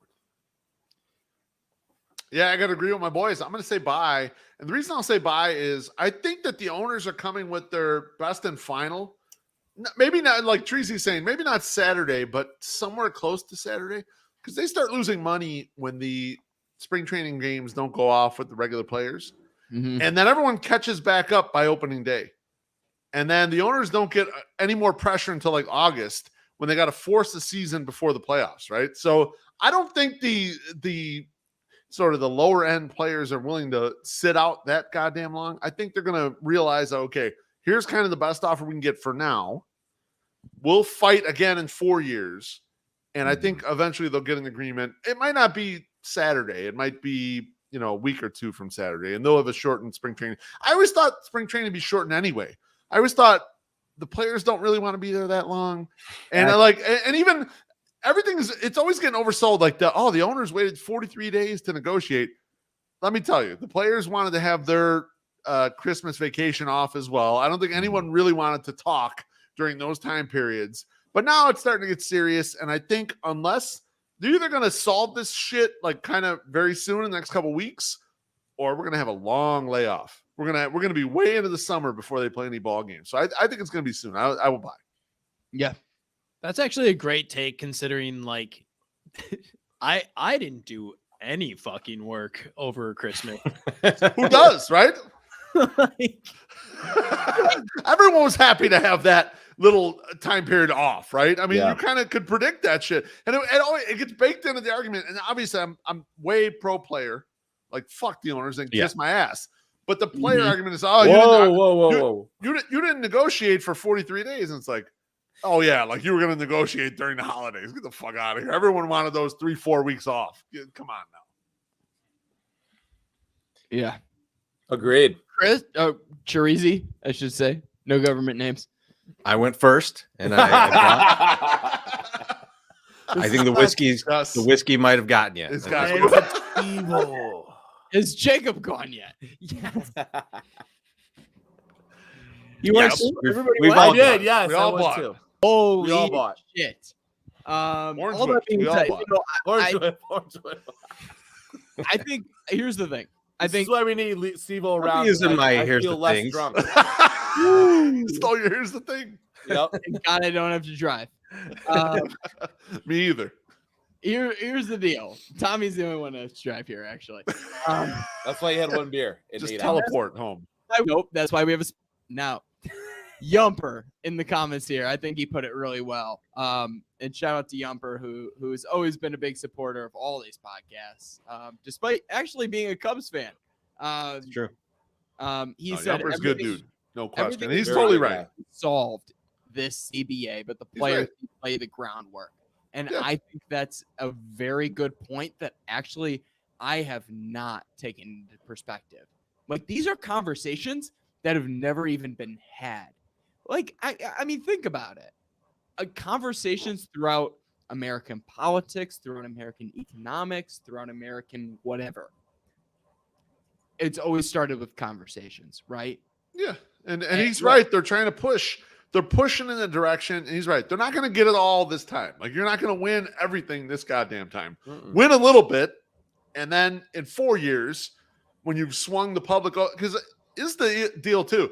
In 94, the public was way on the owner's side. It was like, fuck those players. They're rich assholes and all this stuff. And now it's swung a little bit. So it's probably like 75%, 60% owner. And the players still underdogs.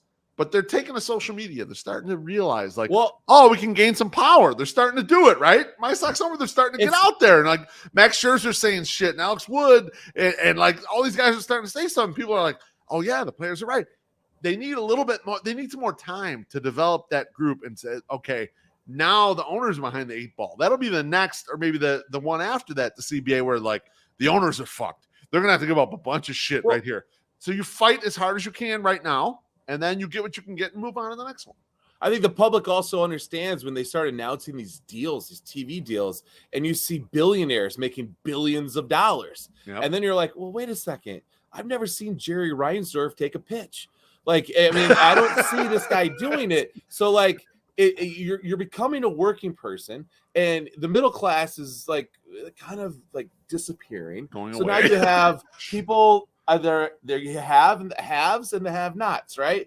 And the players are looking like a have-not. So you're like, okay, I got to get on this guy's side. That motherfucker should make as much money as he should, because this guy that's above him is making 20,000 times more than he is. So like, thank God it's- the players it's are hard. have-nots, so we can be have-nots too. Yes. So now like all these so and like you got information available to you now, and you see it, and people know it now. It's not like, oh, I heard that the Sox TV deal is this. No, it's fucking confirmed. And some jackass that lives 3 blocks from the stadium's tweeting about it, as opposed to like there's only 3 news sources out of the city of Chicago, and 2 of them are in the Sox back pocket, so they're not going to talk about it. So like, and I'm not just saying that the Sox are doing it; it's everybody. But That's like everyone, we all know what's going on now. We know the score, so it's a little bit easier to like go, yeah, I'm going to side with the players on this one, because they're like me. They're working their ass off too. Mhm. And I had a guy that was on Facebook that was talking the shit, and I deleted my response to him. But I want to be like, listen, if you were the top 1% of what you do to earn a living, and your employer made billions of dollars, you would be asking for millions of dollars. No like, question. there's no way. Like, there's just no way that you Like, won it. I think You the know, other thing, that's what it is. James, you should have kept that comment. Yeah. the other piece of that, though, to your point, my Suck Summers, like, you know, if you look at what the median career earnings are of a Major League Baseball player, they're in like the $350,000 range, right? Yeah. And like, and that didn't take 1 year to do. You spent time in the minor leagues, so this is like, you know, 5 to 7 years to make Right. $350,000. And when you think about that in terms of like everybody you know, that's not on the high end of probably even people you know, No, right? Like, so when you start to think about it like that, you can start to reason that like these guys are really getting fucked, because they're making all this money. Like this organization is making all this money for these people, and these guys are making that much over 5 to 7 years. And you really start to see like, yeah, there's guys that make $30 million a year, but they're the outlier. that's They're right. they're the rare. blip on the edge of that Yep. that graph. And the rest of the guys that are really, you know, churning the league, making things go, don't make shit over when you're thinking about it as the course of your life, right? Like these guys, most of these guys, if every relief pitcher that you see that is in the like Jimmy Cordero range, where you're like, oh, why we shouldn't even keep this guy. That guy works a different job after he's done with baseball. He's not set for life. Meanwhile, the owners, their fucking grandkids are set for life, right? Like, so don't make me feel sorry for the owner guy. 100%. Yermin Mercedes has his jersey that he set him like a rookie record in, thumbtacked to his wall. The man can't afford a frame to put the jersey in. Okay? And he holds an MLB record. You know, I mean, that's insanity. That's right. Is that not? Is that's That's insane? fucked up.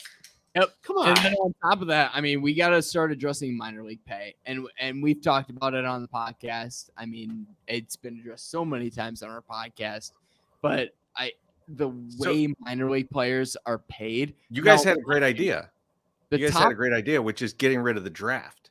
Getting Bingo. rid of the draft improves minor league That'd pay. be huge. Because That'd be huge. all of a sudden you're trying to attract players, right? So like if you're a team that's not in a big city, one of the ways you can attract a player is to say, I'm going to raise up what you would make in the minors. So it's more attractive for you to get in and say, okay, this is maybe not the best organization, like for, you know, getting all these advertisements and endorsements.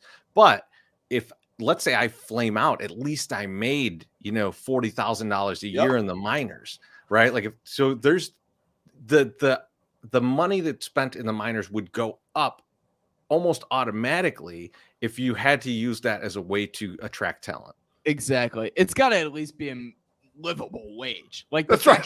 minor Just league- a reasonable salary. Yes. literally what I'm a teacher and they're making a third, a fourth of what I make. Like, what the fuck is this shit? And you got to realize too, like, and a lot of times they'll go like, oh, well, this guy had $100,000 signing bonus. Well, Yeah, over the 6 years that he's in the minor leagues, that doesn't feel like a lot, especially Right. since it's not like the government didn't see that and go, hey, we're going to get our piece of that too. That's right. And They you got their have- 40% immediately. Yeah.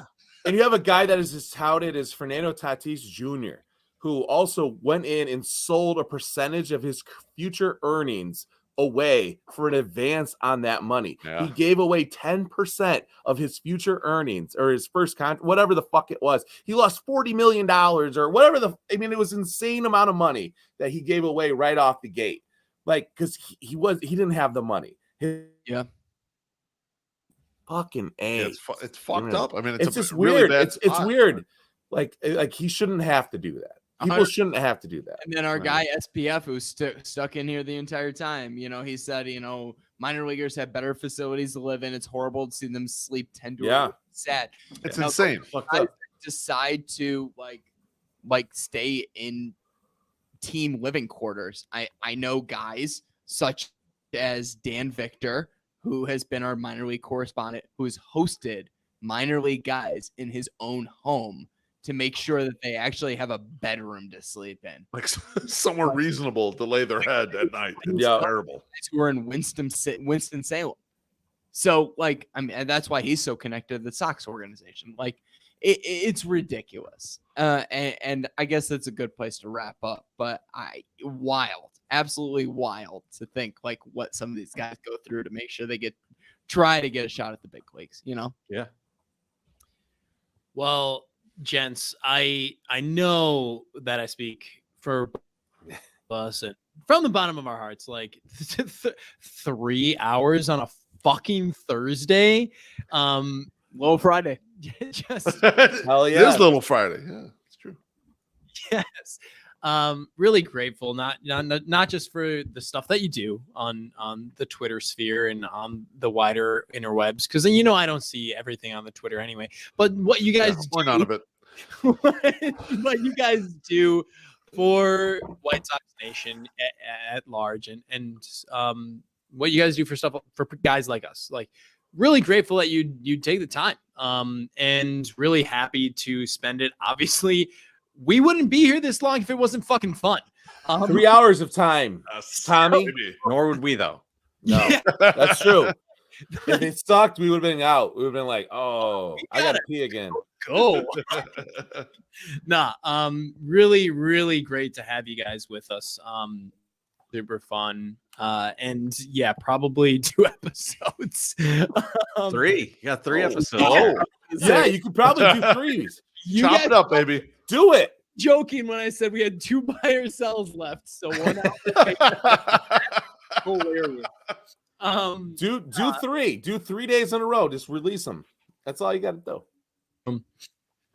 Couldn't love it more this evening, guys. I'm being straight from the heart here. Really, really appreciated having you guys on. You guys are fun as fuck to be with. And I'll see you at the ballpark maybe 5-6 times this year.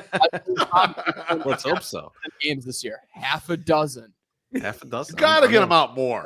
You gotta get time. They're half Tommy, a I'm gonna drive to your house and pick you up. All right, we're gonna come pick you up. We're gonna kidnap you. We're gonna put you in the beef backyard. Yes. We're gonna ply you with Goose Island, and then we'll put you in an Uber at the end of the night and send your ass back home. Or- You gotta come to more games. Look, we could give him a yurt. He could sleep in a yurt in the back of your house.